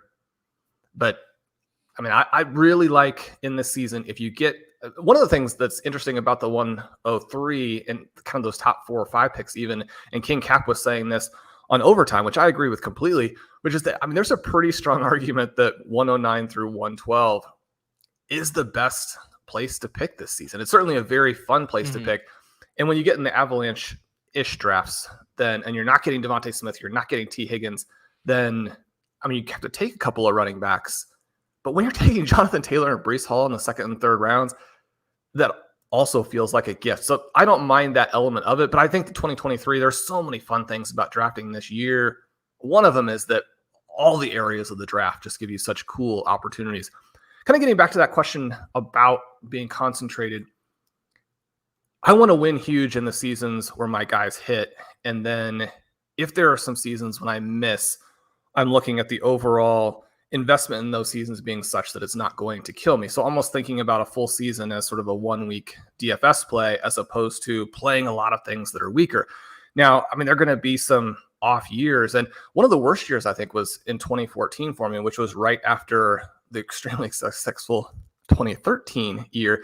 And so, I mean, fantasy does have a way of coming back and delivering some humility to you. You have to realize that you are going to be wrong sometimes. And yet that is still far and away my preferred way to play it. How do you think about that aspect of it? Because I know that you get fairly high on some of your guys as well. Yeah. And I think, again, just by necessity of drafting with a lot of different people who have different preferences, I think about a third of my drafts have been with other people. So my exposures are probably going to be a little lower than they would. Like I'll probably be in like the 20 to 23% on my highest guys, where maybe if I was drafting by myself, I could see some of those getting up from like 25 to 30%. So that'll naturally keep me in check more. I do struggle with liking to take on different structures, build different types of teams, almost out of like boredom, of being like, oh, let's try a hyper fragile build where we start CMC, Pollard and Ramondre on this one and see how that goes. So I find myself liking to experiment in a way where I'm not going all in on specific stuff, but I do think it's very viable when you have that kind of conviction on things that might be mispriced. We are on the clock here at 4:10. JT, Breece Hall, Cooper Kupp, our team. You see Burrow, Fields at quarterback, Kenneth Walker at running back, Godwin, Hawkinson, JSN, Ayuk. What jumps out to you here? Well, Ayuk is somebody I keep moving up, even though I like the other pieces in that passing game as well. I'm trying to get a very good balance between those three players. We talk a lot about trying to figure out the savviest way to play passing offenses that are either going to be so explosive that they deliver a lot of production even to the second or third guy, or very uncertain offenses where you can manage your risk a little bit by taking the lower priced guy if he is close to as likely to blow up. So then if the offense doesn't hit, you're still more or less okay. If the offense does hit, then you dramatically outperform ADP. The 49ers have some elements of that, and yet I do like all of the guys. I can't get away from Deebo Samuel as being one of the best players in the NFL. So if you not take him in the first 2 rounds, you're going to have a pretty good exposure there. I mean, his teammates talk about Ayuk as being completely uncoverable. I mean, he's the supposed, can't cover him in a phone booth kind of guy. So when you expect that offense to be very efficient, you've got to take some shots there. Yeah, so we do select Brandon Ayuk as our second wide receiver with Kupp. We got that double anchor RB out of 2-3 with Jonathan Taylor and Breece Hall about to pick here at 5-3. We see the turn go Hawkinson and then Kirk, Chris Godwin come off the board. Got a few seconds here until we are on the clock. We don't have any kind of obvious stacking with some of these elite quarterbacks at the top here. Kenneth Walker, the top available running back, and a guy you and I draft a bunch in JSN here. How would you like to take this team? Yeah, we could do Fields if you're wanting to get pretty crazy and have 3 non-wide receivers early. I think if we don't do that, it's been actually a couple days since I've taken JSN. So, I mean, there's never too early to go out and get him. Because I do like getting weird with you. JSN or Fields? Let's do Fields. All right, let's get weird. I've been taking plenty of JSN and Fields. I believe it just was on the screen here. 3%. If you guys want to know, I saw someone asking how you get the exposures. I use the Draft Caddy, the draftcaddy.com. It's my co-host on Lulz, Brian Hooper's tool, which is an overlay. It also works on other sites as well. That link is down below if you guys want to get it. Also have my week 16 and week 17 matchups here. The Fields pick is fun because I have been wanting to boost up my exposure to like the Fields and Lamar Jackson and Herbert tier of like part of being like underweight some of those elite quarterbacks. Obviously, you and I have done a lot of punt quarterback builds, which is, I think we both agree is viable this year. But talk about kind of the Fields pick here with this construction and how you're thinking about him as maybe an arbitrage to those, round 2, round 3 QBs. Yeah, the more that I look at it, the harder it is for me to. I mean, I love Joe Burrow, and I've always felt like he was actually a little bit undervalued in fantasy. And certainly if you're thinking that he goes off in certain key moments, I mean, he's one of the more likely QBs to have one of these games where Jamar Chase goes for 200 and T. Higgins goes for 150 and they throw for 5 or 6 touchdowns. I mean, it's easy to forget that. I mean, there was a NFL environment at one point where, Nick Foles had a game with so many touchdowns. So it was like a full season for some guys. When you can have those types of games, and Joe Burrow, even though he's not going to bring the rushing element, I think is a guy who can do that. And yet his ADP is very heavily influenced by where Chase and Higgins go.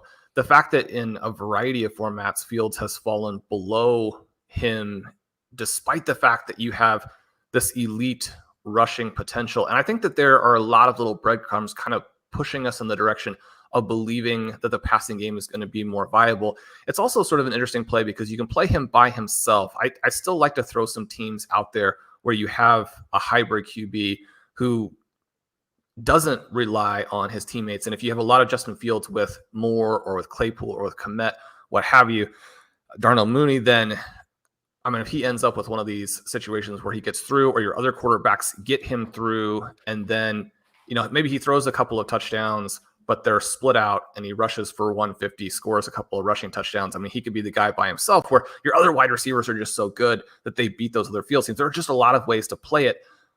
I was a little bit concerned originally that his rushing production was very unsustainable, even though he's so good in that area. I've gotten a lot more optimistic about how dynamic this passing offense can be. I don't know that there's actually much difference, if any, between Fields and Lamar Jackson.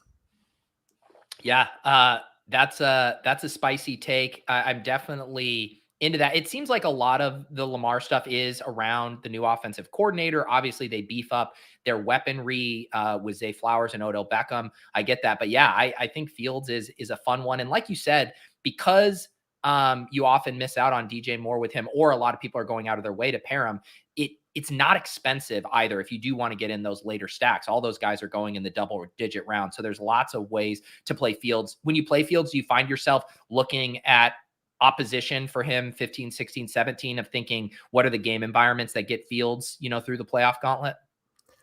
Yeah, I don't love that element of it. And the potential for there to be an extremely low play total in week 17 is also a little bit disconcerting. And yet there are ways to play that week 17 game that are a lot of fun. Now, I mean, we're not going to get Drake London on it. Where are the tight ends right now, Pete? The tight ends, Goddard, Waller. So we did Pitts, and those guys are gone. Evans, Burks, Pickens, the top here. Swift always around a little bit ahead of ADP. What jumps out? Yeah, we could take Evans. We're not going to get too many of these discounts in a fairly receiver-heavy draft. That was one of the things with JSN. I just have so much of him that also taking him well above ADP, even if it's in an avalanche draft. I've been trying to stay away from that a little bit just to, you know, you have to know what, I don't want to say even weaknesses, but what your personality is and where you get kind of crazy on a player if you don't maintain some awareness there. So to get Evans at a good price here, as opposed to the reach that we did with, or could have done with JSN, I like that part of it.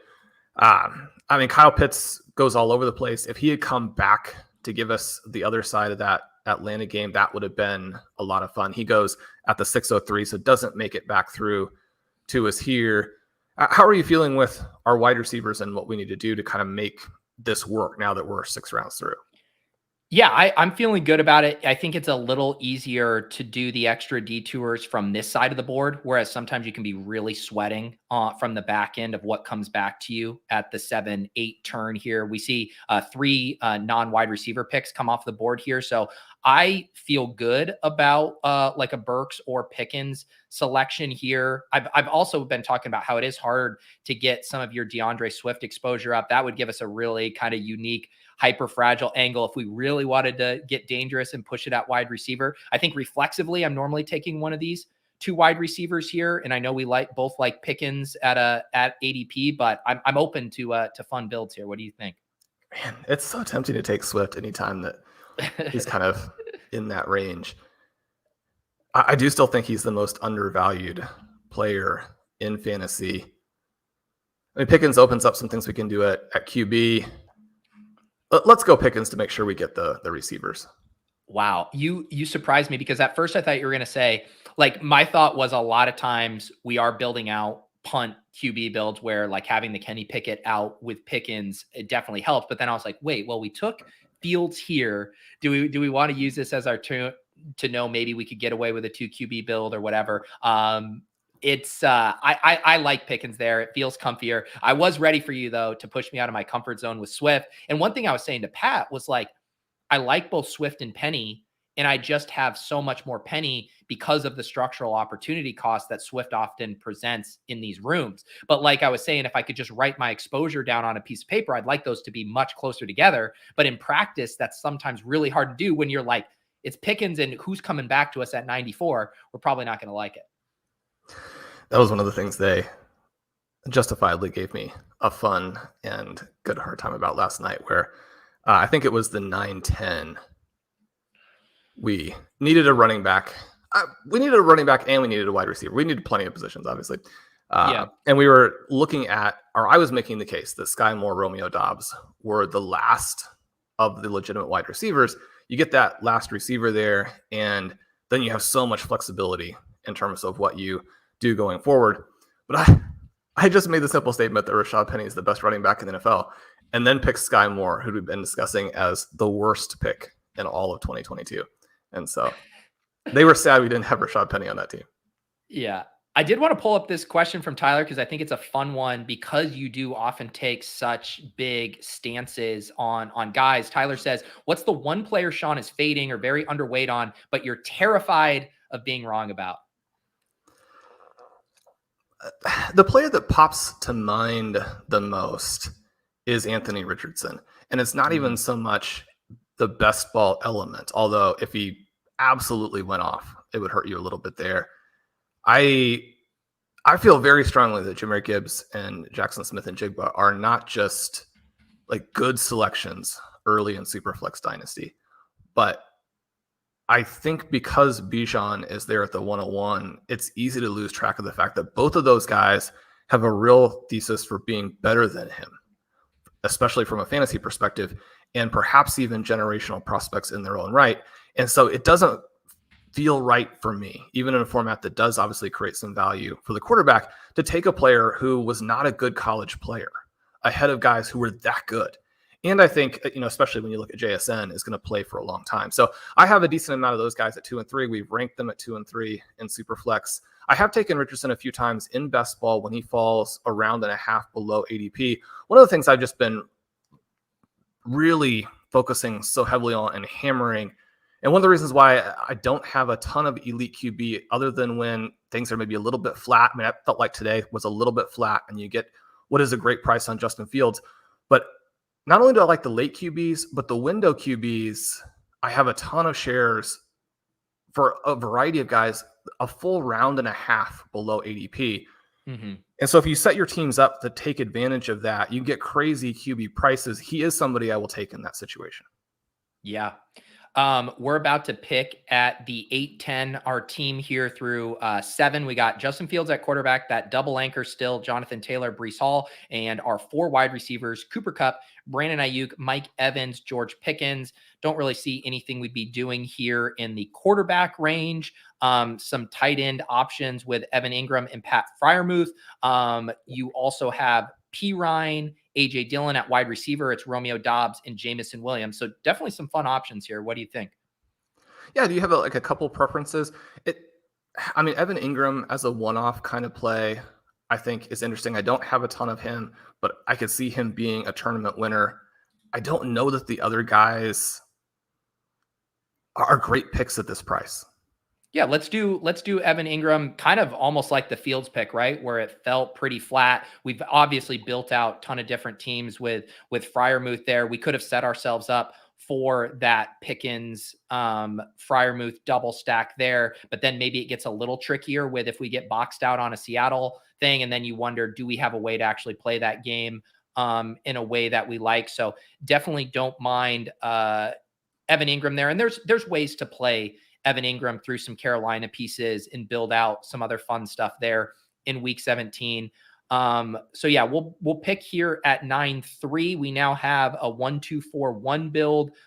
We see Kadarius Toney come off the board. He's obviously sliding after surgery here down to pick 95. Antonio Gibson still a top 100 pick in a lot of these drafts. And then Sky Moore, who of course is moving in the opposite direction as Kadarius Toney. I imagine already seeing Sky Moore go ahead of Toney in a lot of drafts. And if not, I assume that'll get solidified here in the next day or two. Fiddle here times out and takes Zach Charbonnet. Which way would you like to play it here? Dobbs and Jamison Williams on the board. You could mess around with the Freiermuth, the double tight end. What do you think? Yeah, that Freiermuth is pretty tempting. And we get a couple of those tight ends. There's so many great tight ends late. You can play the 3 tight end.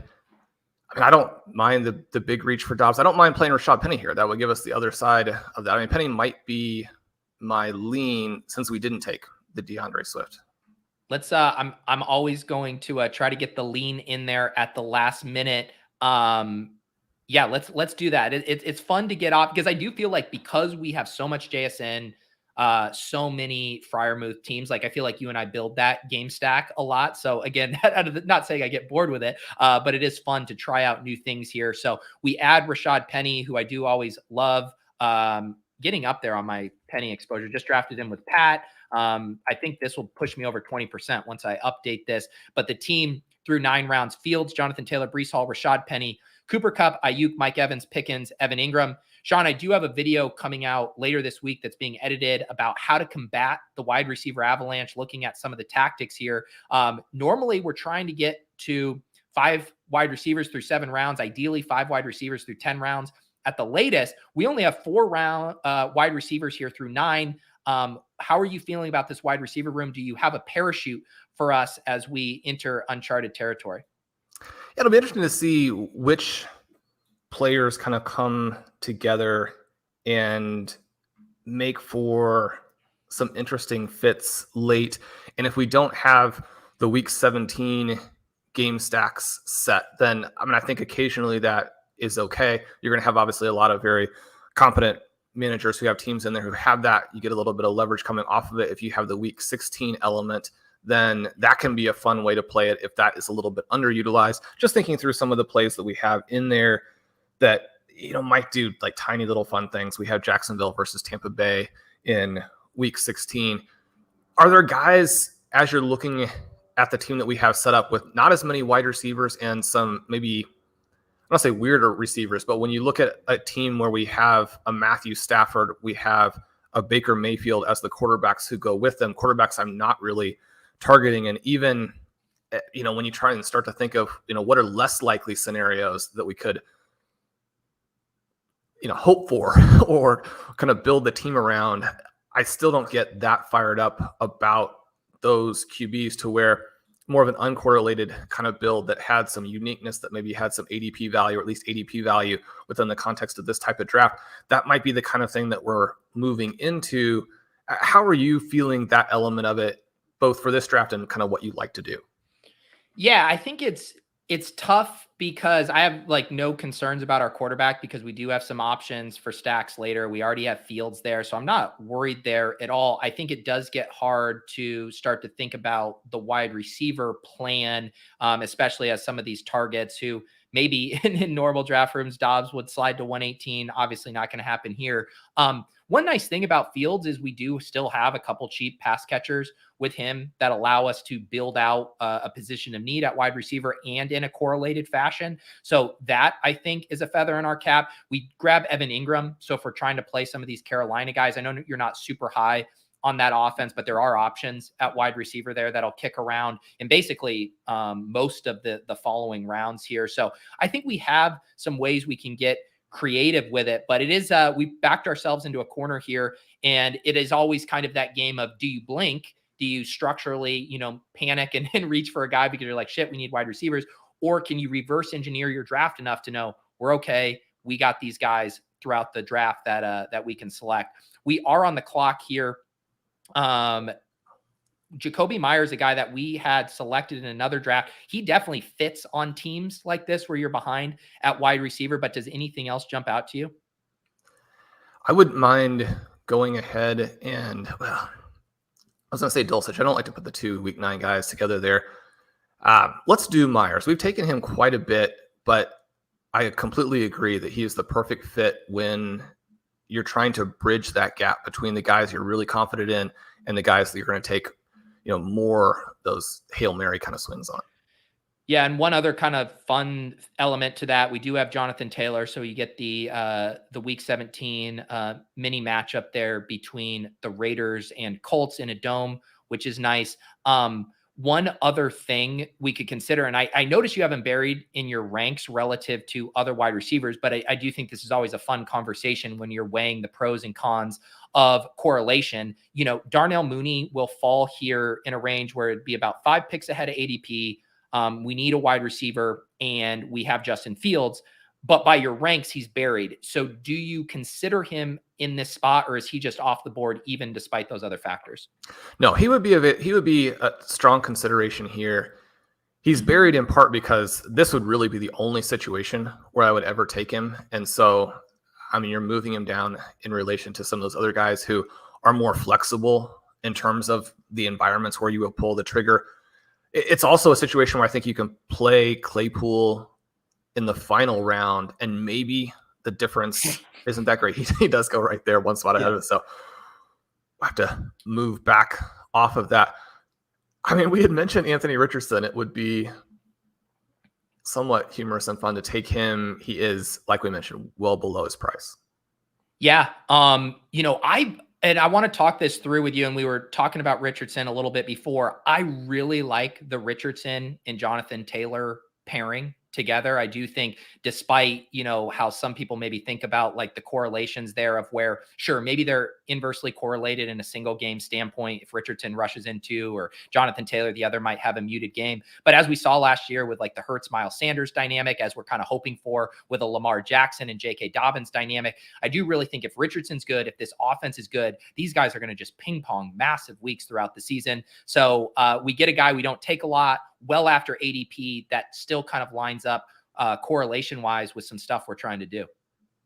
Yeah, it really is the perfect way to play it. It would be probably the only, and you mentioned there are a few other situations that are vaguely similar, but maybe the only QB running back combination that you're really targeting together. And even in a Week 17 environment, if you were to tell us that Richardson scored 2 rushing touchdowns, that Taylor scored 2 rushing touchdowns, that wouldn't be surprising at all. If both of those guys, Taylor goes for 200, Richardson goes for 150, then pass the ball 7 times, that's probably pretty much what the Colts want to do.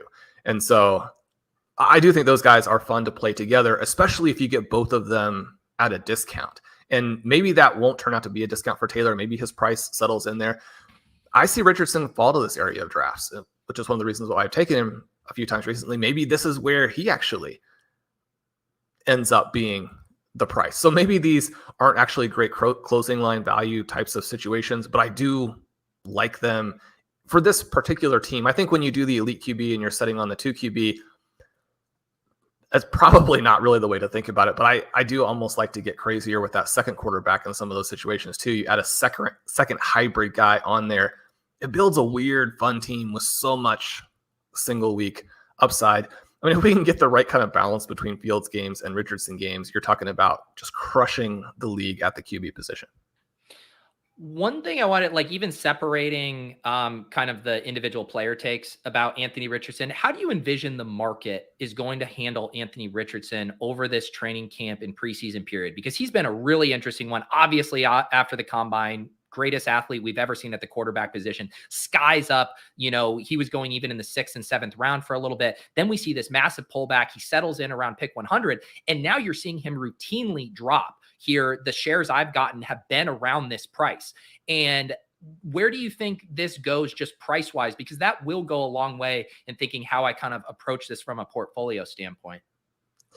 Yeah, there's a very real scenario where he goes out there in some of these preseason games and is missing guys by yards and doesn't appear to read even the vanilla preseason defenses and doesn't pull the ball down and run.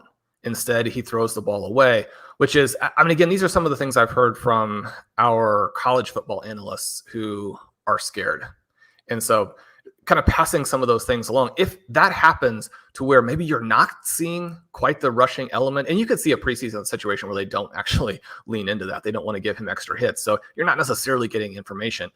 But if you have that and then it starts to look like he won't play for the first month, then I think drafters would have to pass them behind guys like Jared Goff, like Kirk Cousins, where you're going to get good seasons from those guys. Is it worth the risk ahead of pass-oriented QBs, but pass-oriented QBs who are going to have a lot of volume, have the receivers to be efficient, have the receivers to put together these really cool game stacks? Now, in our situation, those quarterbacks are not really relevant because we didn't set the team up that way. And so you're always going to have tactical decisions in your own draft that maybe keep Richardson alive. But I could see a further slide. He could also go out there and light it up, and then you're going to see him in round 7. Yeah, so we are about to be on the clock here at 1:42. Looking at some options here. Cole Kmet stacked up here with Fields is definitely attractive to me. Anything else jumping out to you here? Rashee Rice around ADP would be the only other thing. We got our guy Mims. What do you think? Yeah, Rice is maybe the way I would go with it and see if Kmet comes back through. Mm-hmm. You and I have a lot of exposure to Kmet on our early drafts because we were consistently getting him way below ADP. And then, if I'm thinking about it correctly, he has slid some. And so I guess I would be surprised if he's grabbed here and doesn't get back to us. Yeah. Let's see here. So we do go there. One other guy I wanted to ask you about who appears totally buried in the ranks was Alec Pierce for you. I couldn't even find him in here. Does he have any more interest to you in wide receiver needy builds where you also have Anthony Richardson, or is he another guy where he's just not the type of player you're looking to select this year? He's not the type of player I'm looking to select. Again, it's not impossible that would work out if Anthony Richardson's deep ball ability ends up being just a fantastically better fit with Richardson than the other guys. But I do think there's still a pretty big sort of talent/skill gap between Pittman and Pierce. And then you have a rookie receiver getting in there who probably also maybe moves up to either the second slot or has a role that is more viable. I kind of prefer to play Richardson without his receivers, even though there's a week 17 possibility. I just want more overall value, at least in terms of the way that I'm seeing the players on the teams, as opposed to kind of build that correlation play in. Cole Kmet does come back. You do have Laporta ahead of him in rankings. I assume kind of the ADP and correlation pushes you to Kmet, or do you see something different? It does. And it's not a huge issue because we're probably going to take a third tight end, but I'd like to be in a situation where we could just take 2 and Laporta would give us 2 with the same buy. So that removes your flexibility to an extent. So we do add Cole Kmet there, a guy that we took unstacked. I believe in a show last week or a couple weeks ago, you had mentioned, some work that Blair did getting you higher on him. I don't select a lot of Cole Kmet without Justin Fields, what we do here, but it sounds like you're coming around in general on Cole Kmet just being a good pick in a vacuum, even without Fields.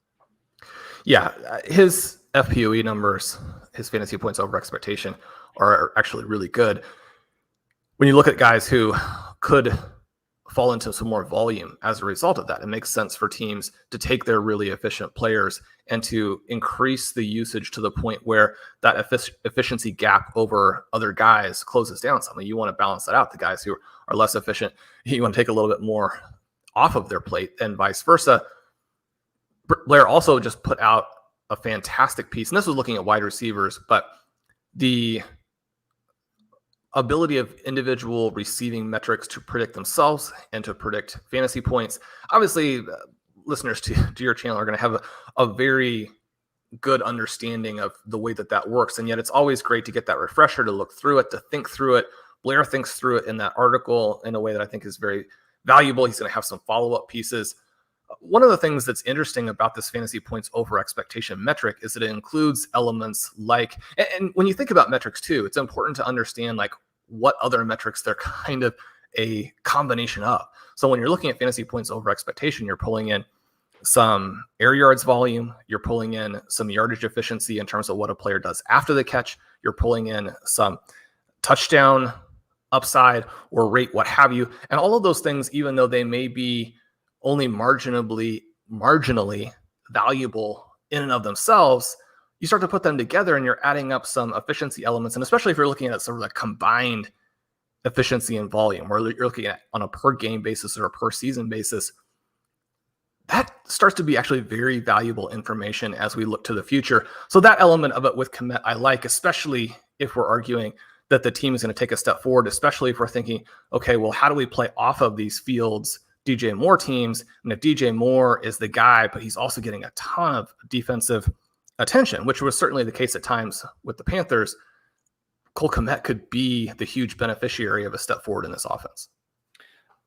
We are about to pick in the 14th round. If you want to see the power of Shawn Siegel burying a guy like Alec Pierce, you do not see Tyquan Thornton and KJ Osborne and DPJ go ahead of Alec Pierce in a lot of drafts here. We do see Alec Pierce finally come off the board at 153. Our team here through 13 rounds, a 2-3-6-2 build. Justin Fields, Anthony Richardson at quarterback, a JT Breece Hall, Rashad Penny running back room. We have caught up a little bit at wide receiver: Cooper Kupp, Brandon Ayuk, Mike Evans, George Pickens, Jacoby Myers, Rashee Rice, and our 2 tight ends here. Pretty rare that Shawn and I have 4 from the onesie position through 13 rounds. So fun to be funneled to a bit of a different build here. About to pick at 14-10. Looking at your ranks right now: Raheem Mostert, Kenny Pickett, Chuba, Tajay Spears. If I look to wide receivers, you're in the Hodgins, Shakir, Wandale range. What do you think? I think my pick would be Spears. I do think I individually have him a little higher. We have Michael Dubner's blended rankings in here, and obviously he's looking at some projections from the best guys in the industry. Michael's rankings awesome, his tool awesome, his analysis awesome, and so I love to see those blended ranks. Spears is a guy I'm just drafting a lot. I think the upside with him is extraordinary, and especially you can take a little bit of that risk when you have the 3 guys that we've started with. One of the things too, kind of a note about the way that I like to play it, whether or not it's actually the best way. When I get caught in some of these situations where I think that there's not going to be as dense a correlation at the receivers, that's also a situation where I like the multiple hybrid QBs, where I think that frees you up to do some things and to have some paths that maybe some of the really high value, highly correlated teams are not going to have. A little bit of a note again about if you can't get some of the week 17 stuff, what's cool in week 16. One of the reasons for Rice is that he plays Jacoby Myers in week 16. So we have some games that could go off opposite each other. All right, we're on the clock in the early 15th round. Mostert, Chuba at running back, Stafford there at quarterback, wide receiver Hodgins, Shakir, the Giants guys, Mechie, Renfro, tight ends Gesicki, Mayer. What do you think? Hubbard is a guy I'm trying not to take way above ADP, but I think he's the perfect pick in this draft. I do too. I think with this room getting to a 5th running back, we also get a little correlation there with the Evan Ingram pick that we made as far as playing that week 17 game, and gets us to 5 running backs here. So we'll have 3 more picks to land the plane. I think definitely with this structure, we're firmly in kind of best player available range as far as how we go about doing this. There's really, other than I do think we'll for sure add at least 1 more wide receiver. I think otherwise we can go in a bunch of different directions. So to get Rice in there, he'll be interesting because obviously the name that people have been talking about, at least the way that I have been processing some of the news, is that Justin Ross play that I mentioned in my 5 end of the draft receivers. If he gets any run in practice, does anything, people are going to be excited. And so there's some possibility there. But I've been a little bit surprised. Ben and I were chatting about, we talked a little bit about it with Pat last night, because I think that he was saying that right before Toney got injured, he had selected him in a Mastiff. We had both selected him a couple of times as a correlation play, a little bit below ADP, I think right as it happened, or maybe even a little bit after, as you're drafting and trying to catch up on the news.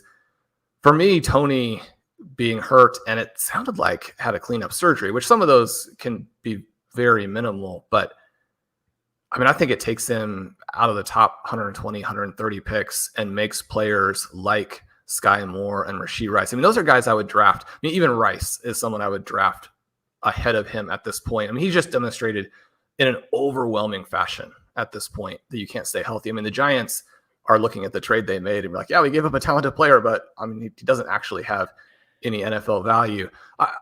I like Rice in there, giving us a little more flexibility to, not feel like we have to take multiple late round wide receivers where maybe we're a little bit uncertain.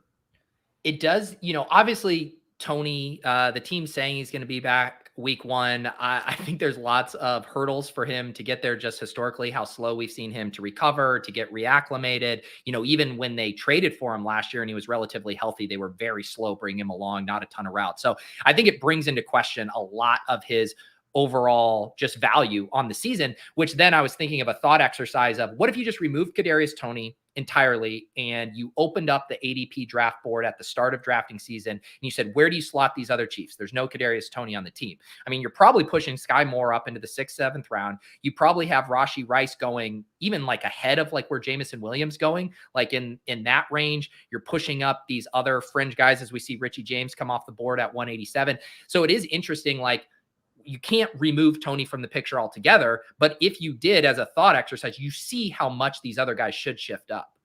Yeah, it moves them a ton. And Rice had some very meaningful red flags in his prospect profile, and yet he was somebody I was loading up on in kind of middle of round 2 of dynasty drafts because that upside is just so extreme. So looking at the board, we do have a couple lower correlation pieces with Richardson and Fields. We do have a bunch of quarterbacks, tight ends at the board, Chase Brown, Pierre Strong. Who do you think is our play here? Do you want to take that third tight end in Gesicki, even though we don't need to? I hadn't talked to me about Gesicki. I know you like him. I'm trying to think like our team building angle. We don't have anything with Buffalo or New England and stuff. It seems like you're just very high on Gesicki. Actually, let's make this pick first, and then we can circle back to the Gesicki, who I did add as our third tight end here. Talk through what you'd like to do with this 17th pick. Yeah, so let's look at the receivers exclusively. And if we're going to be able to make a selection of one of the correlated guys with the final pick, which there's no guarantee, but it's right, there's a decent chance of that. What play do you prefer then, both structurally and, I mean, we mentioned we can do best player available. Is there a best player available for you? That was kind of the pick that I made there with Gesicki as we're looking at the situation at other positions. Yeah, I would say to me, it would be one of these Giants wide receivers to play off of Cooper Kupp in that final game. I know we both like Wan'Dale Robinson a lot. I've also been open to Hyatt at these cheap prices. I think Wan'Dale Robinson would be my pick just structurally. Yes, and is that your guy too here? Yep.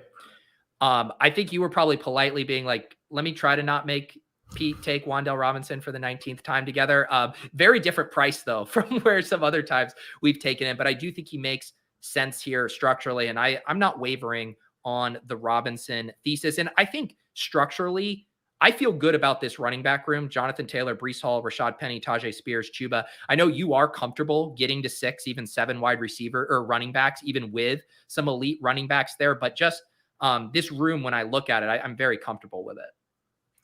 Yeah, it gives us a lot of flexibility to play that. Again, talking about some of these guys who make some of the early potential rounds work. I mean, you want to get some of these teams into the semis. And so the fact that you have Gesicki and Rice playing off of each other in week 15, you can even look to some of the minor little things like that. And then Gesicki's weekly upside, partly it's been a while since I've taken him, so my exposure levels are starting to fall a little bit there, but I think the thesis remains very strong. So when we get into one of these drafts where we're kind of looking at round 17 and round 18 as being somewhat easy wide receiver picks, I mean, you can argue that they're a little bit more in that throwaway direction that I talked about, and yet you're likely to get your guys or have some mix of guys that you do like. So you don't feel the pressure there. You can take the best player available in 16. It was fun talking to King Cap on Road of His Overtime. Everybody make sure you check that out. He was absolutely fantastic. He's big on Jalen Hyatt. Hyatt was one of the guys we were way above consensus on during prospect season. And certainly if Robinson has some struggles, then I think that really opens the door, even though they're probably not going to play similar roles in an actual NFL offense. But you think about getting out there on the field, you think about how the team can game plan, because even if the guys don't do similar things, a team's game plan can be different depending on who they have available to them. Hyatt was taken 4 picks ahead of us in round 16. If he had gotten to that spot, I think that would have been an interesting pick to kind of shake up what we're doing with the Giants. That's what I've been trying to do a little bit now that both these guys are free at the end of drafts. And I do think it just with how the market seems to have no interest in Robinson besides our little corner of the internet, it does seem like Jalen Hyatt is the guy who could rise a lot more just based on training camp stuff. Just in general, the market's love of these rookie wide receivers. But because they've both been free, I've been taking stabs on Hyatt to try to balance it out. And then on my Pros vs. Joe's draft on Monday, I took both of those guys as my last 2 picks. You know, I had done 6 early wide receivers in the mid rounds there, and then didn't select any wide receivers until the end, and then just double tap Hyatt and Wan'Dale Robinson to close it out. I mean, if I can hit, take 2 really cheap stabs and get 1, league winner there, I'm very happy with that trade-off.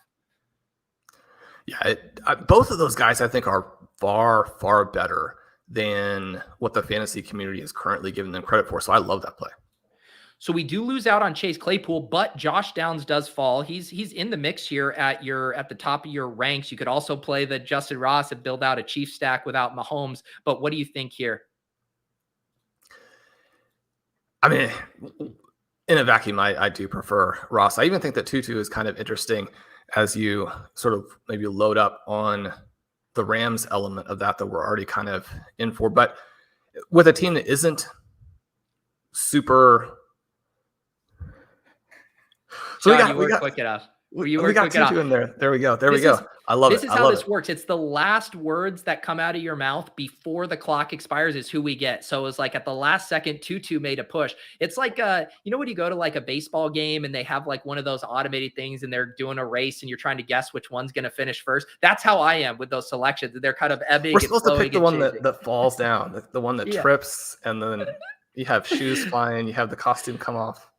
I think it does speak, though, to and Tutu and Justin Ross, 2 of those guys that you wrote up as those deep, viable sleepers. I do think you can make cases for all of them. And I do think it's kind of fun how we decided to play these quarterbacks from an angle of uniqueness, I guess, too, of like a lot of people are, double, triple stacking, even these mobile QBs, which we know even from a DFS standpoint is not necessary. I still like the correlations as far as what it represents over a season-long standpoint of like, if these quarterbacks are good, their offenses are going to be good. These other pieces are necessarily going to have big games. But from like a single week upside standpoint, I do love kind of our tightly concentrated bets, Fields to Kmet and Anthony Richardson with Jonathan Taylor. So we do take 2-2 there. That gives us 2 Rams wide receivers and the Wan'Dale Robinson. So building out a little game stack there. Let me recap this full team, Shawn, and then you can give me your thoughts on how this one worked out. I would say for, kind of making more detours than we normally do, this one came out pretty nice. Justin Fields and Anthony Richardson at quarterback. Running back, Jonathan Taylor, Breece Hall, Rashad Penny, Tajay Spears, Chuba Hubbard.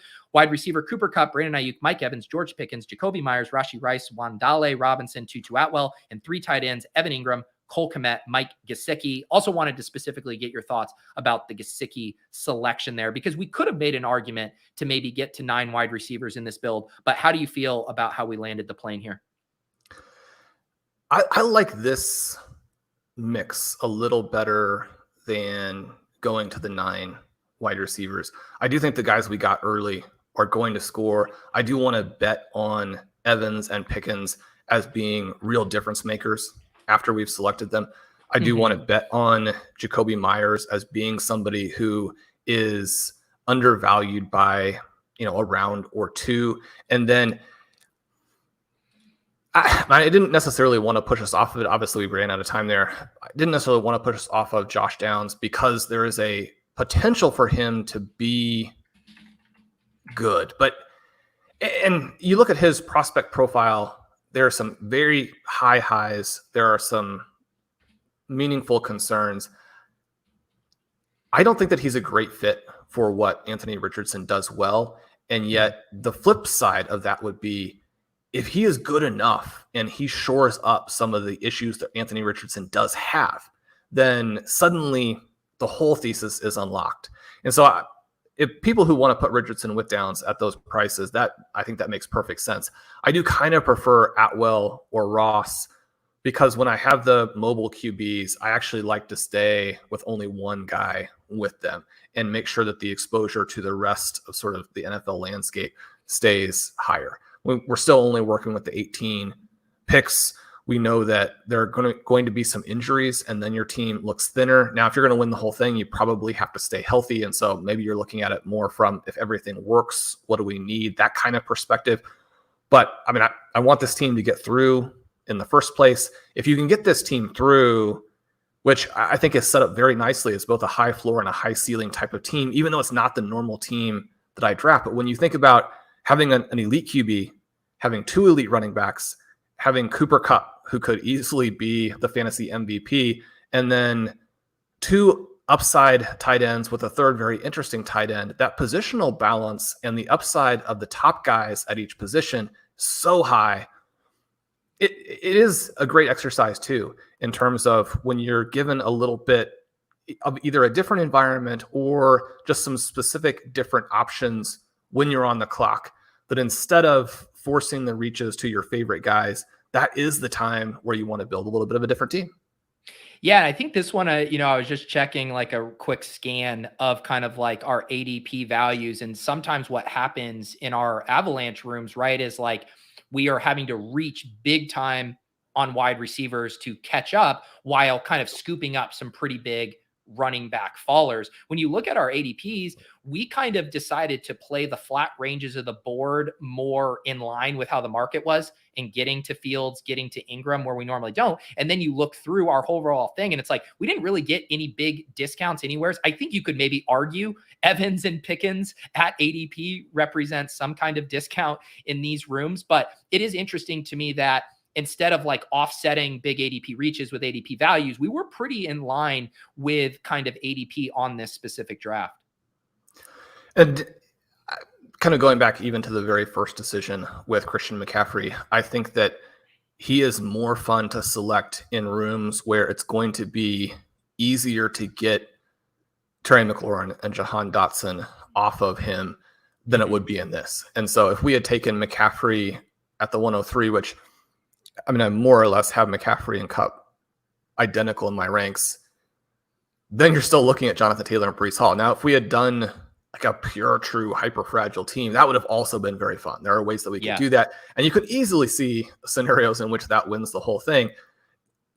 I continue to write about the fact that 2023 is going to be different than 2022 and 2021. And so we want to take all of the information that we have.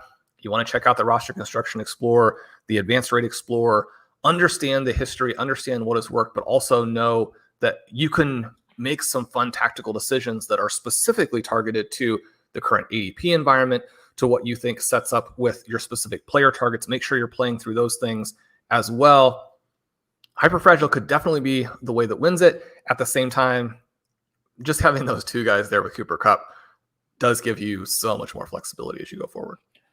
Yeah, I was thinking about it through a very kind of like macro strategy lens recently about the trends this year and kind of like the zigging and the zagging. And obviously we see a wide receiver heavy landscape, but the kind of very purposeful zags you're doing off of all of these things where it's like, okay, the wide receivers are pushed up. So you're scooping up the Jonathan Taylors and Breece Halls when they're there because they normally wouldn't be there. And then on top of it, you have these elite quarterbacks priced up. So how are you playing that? Well, either through the arbitrage versions, the Lamars, the Fields, or the punt QB builds. The one constant is like the wide receivers, who you still need to have that firepower. So you're still maintaining that. And then the tight end element, I think what's interesting about that is the late tight ends are so viable. It makes so much sense to me. But if I'm just looking at all the teams I see and the trends and stuff, it is making me want to swing a little bit back more towards some of these elite tight ends, just knowing how many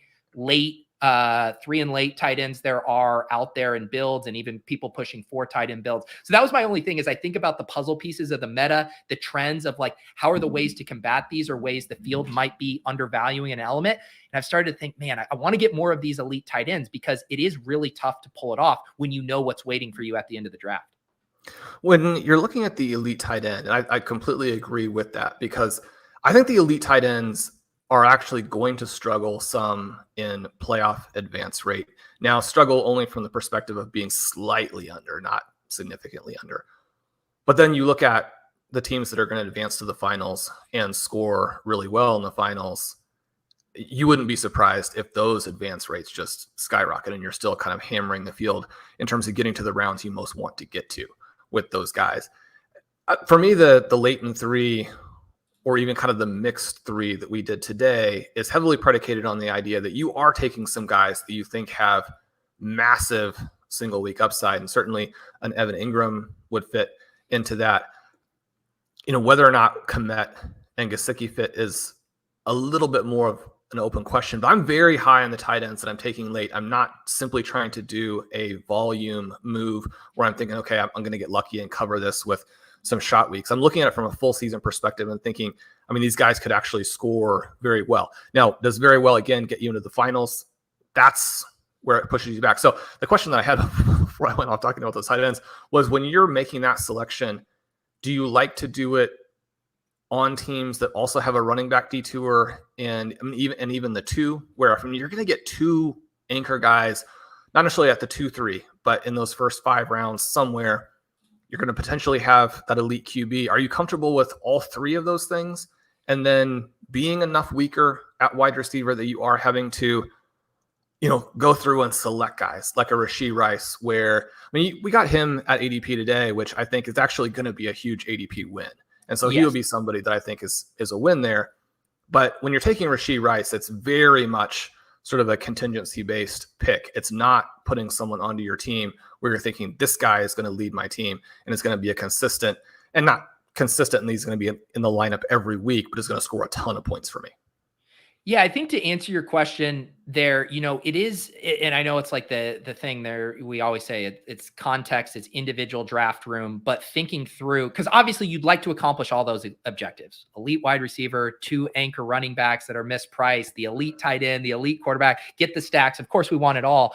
It a lot of times I think has to do with the side of the board I'm on. So we picked from the 103.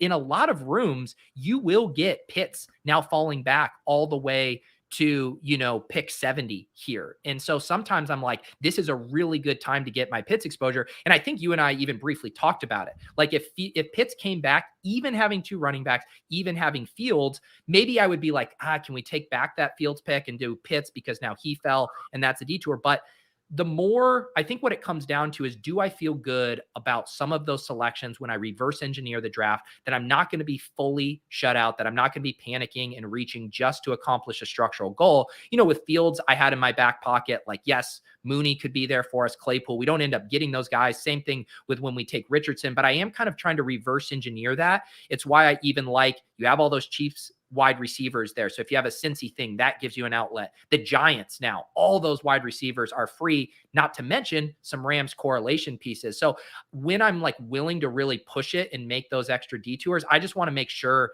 that I have a really good plan to make sure I'm not throwing it away, that I am going to be able to recover at wide receiver in a smart way. And for me, doing that late 5 wide receiver article was one helpful piece of the puzzle, but already we've had some injuries, or we've had some specific, I think, meaningful bits of player news that give us a little bit of a stronger sense of what wide receivers are not pure throwaway picks in round 17 and round 18. And one of the things that we've always talked about was zero RB. And one of the things that I do try and mention to people in the 2023 environment is that one of the things that's always made zero RB work, is you're getting kind of crazy prices on wide receiver in terms of the scoring and in terms of what the structures are in a lot of formats, where if you've got to get to the 3 wide receivers and you've got to fill the flex and you want to balance that, receivers are going to be very necessary, but also they're not as strong of contingency-based plays late in the draft. Having said that, if you do get a situation like a Kadarius Toney injury, and you have a situation where a team had specifically taken some guys to build out the receiver core, and you have a Patrick Mahomes situation where almost anybody playing probably will be elevated. And we talk a lot about how the injuries to the wide receivers don't free up other receivers to score in quite the same way, but that doesn't mean it doesn't happen or it's completely irrelevant or that the news we get is irrelevant. Once we start to get stronger plays at receiver in 17 and 18, then I think we can make some more of those detours. And so one of the reasons why I wanted to load up so heavily on these almost pure running back and wide receiver teams through 8 and 9 rounds pre-camp is that I felt like once we started to get quality news, it would free us up to do more of these other types of builds later. And then you can kind of rebalance your structures and rebalance your exposures at good prices. And when you're using those in 17 and 18 round picks, you're doing so because it's a good selection as opposed to, well, maybe this lottery ticket will pay off. So I really like what you're saying there, especially as we move into this environment of training camp and all the fun things that come with it. Yeah, and I do think that those kind of builds, it is very a fun way to play the rushing quarterback specifically, where you're playing them from more of a skinny perspective as far as not kind of onslaughting or overstacking them, and then getting access to other game stacks without as attractive of quarterbacks. So it's like, we have Kupp and Tutu Atwell. You're not ever that excited about Matthew Stafford there. So we're going to play the rushing angle and hope that that game pops off and really concentrates around those guys. So just the idea of sneaking in other game stacks in smart ways in the same way you would in DFS, right? Like if you pay $9K for Cooper Kupp on DFS, like you probably are going to have to go down, find a mobile quarterback there, hope he rushes a lot, and then Cooper Kupp consolidates that production there. So I like kind of that element for a team build that is a little more unique for me in that I just reflexively find myself stacking like, okay, I'm going to take Mooney here. I'm going to take Claypool here. I'll make sure I get those stacks. But I do think it's nice to think about the alternative ways those picks can still win without that specific, overstacking element. And yeah, I mean, I love to play it that way. Once you get kind of off of the normal plan to have that secondary creative plan that has so many different ways it can work. It's probably going to be a little bit unusual. You don't want to make plays ever for uniqueness sake, but if that is a kind of secondary element that brings with what you kind of want to do anyway, what is the strongest tactical decision anyway, I like that. The round 16 pick, Pete, is there a different direction now that we have time and you can look at it and have hindsight? Is there a direction we should have gone there that would be significantly better? I think I think I would have ended up myself on a 9 wide receiver build and then basically said, okay, let's, do Claypool. Let's grab Justin Ross and do Ross with Rice without the quarterback, or do, basically add in another wide receiver there. Cause we had like 3 or 4 or the Downs pick as well. So maybe swapping Gesicki for Downs or Claypool would have been, I think, what I would have reflexively done. Just because, a lot of times we draft James Cook and we're like squinting, okay, Gesicki, play that New England game through something like that. But I completely get, where you're coming from of just really liking Gesicki and thinking, hey, he's going to add more points to our roster than those other guys are. Did Chase Brown go in our draft? He was somebody who, if we had wanted to go to 6 running backs, I thought would have been an interesting pick in round 16, but I also kind of think he didn't go, like you were saying. I was thinking maybe he didn't go at all, which was a little bit odd. Once we had taken Gesicki, then I think we were out of moving to 6 running backs. So interestingly enough, in round 17 and round 18, he wasn't really in consideration, but falling all the way through there is interesting. Yeah. Fun team. I always love Shawn getting pushed out and trying unique builds here. It's still a training ground, experimenting, figuring out which tactics work, which ones are dead ends. That is what is so fun about this process. Shawn continues to write with his Best Ball Workshop and about all of his individual player takes. Had the big article on JSN last week, the big article on Breece Hall this week. We have dropped the link down here to Shawn's author page over at RotoViz. It's in the description as well. Highly recommend getting that RotoViz sub. All kinds of good stuff to chew on and apply in your drafts. Anything else going on in your neck of the woods, Shawn, that you want to promote here? Well, I had mentioned last night that Eric Hove, who is a ship chaser and someone who listens to a bunch of the RotoViz Radio Pods has his first article out on the site. He's somebody who had kind of one little contest I ran to draft one of the 350 FFPC teams with me last year, and then we've been in constant communication with that. Absolutely love him for a debut piece. What he wrote up there on FFPC Superflex drafts and tactics was absolutely fantastic. I do want to mention, I'm not sure if I mentioned it on this show, but Bjorn Yang Barnett has had a great piece on stacking and uses our Advanced Rate Explorer, which is like a 5 tools in one kind of deal, the Stack Explorer element of that, looking at late stacks, looking at back stacks, how that element works. And maybe I like it because it kind of dovetails with how I like to play, but I think that's a very useful piece for anybody who is kind of working through their late round tactics. That's a must read there. Have a Javonte Williams piece that came out this morning. So, Pete, I've been pretty fired up that some of the guys I'm heavy on seem like they're getting good news. So we want to lean into that enthusiasm. If it's a small window, we can be happy during that small window. If it goes for the season, then that's great there. I want to mention everybody too, we're going to have the price jump a little bit, probably in the next handful of days. And before that happens, you can always use the coupon code RVRadio2023 at checkout to get a 10% discount on your 1-year subscription. I don't think I've been mentioning on this stream, but definitely listeners should know that. You can get it at a pretty good price using that for the next few days. Yeah, definitely get over there. Just don't, these guys Shawn writes about, just don't double count it. Please leave a little bit of Breece Hall, a little JSN for me in some of these streams here, because when Shawn writes, he's very persuasive with wanting to get these guys on our teams. So appreciate this as always. This is the Best Ball Banana Stand. We are here every Wednesday streaming this draft at 11 a.m. And then you can find the audio on the RotoViz airwaves. So if you want to check out the audio version, you can go there. If you want to check out the streams, I am streaming basically every day, but definitely Monday, Tuesdays, Wednesdays. I kick off streams at 10 a.m. here. Draft 104 in the books here. Appreciate it as always, you guys hanging out. We will catch you next time on the Best Ball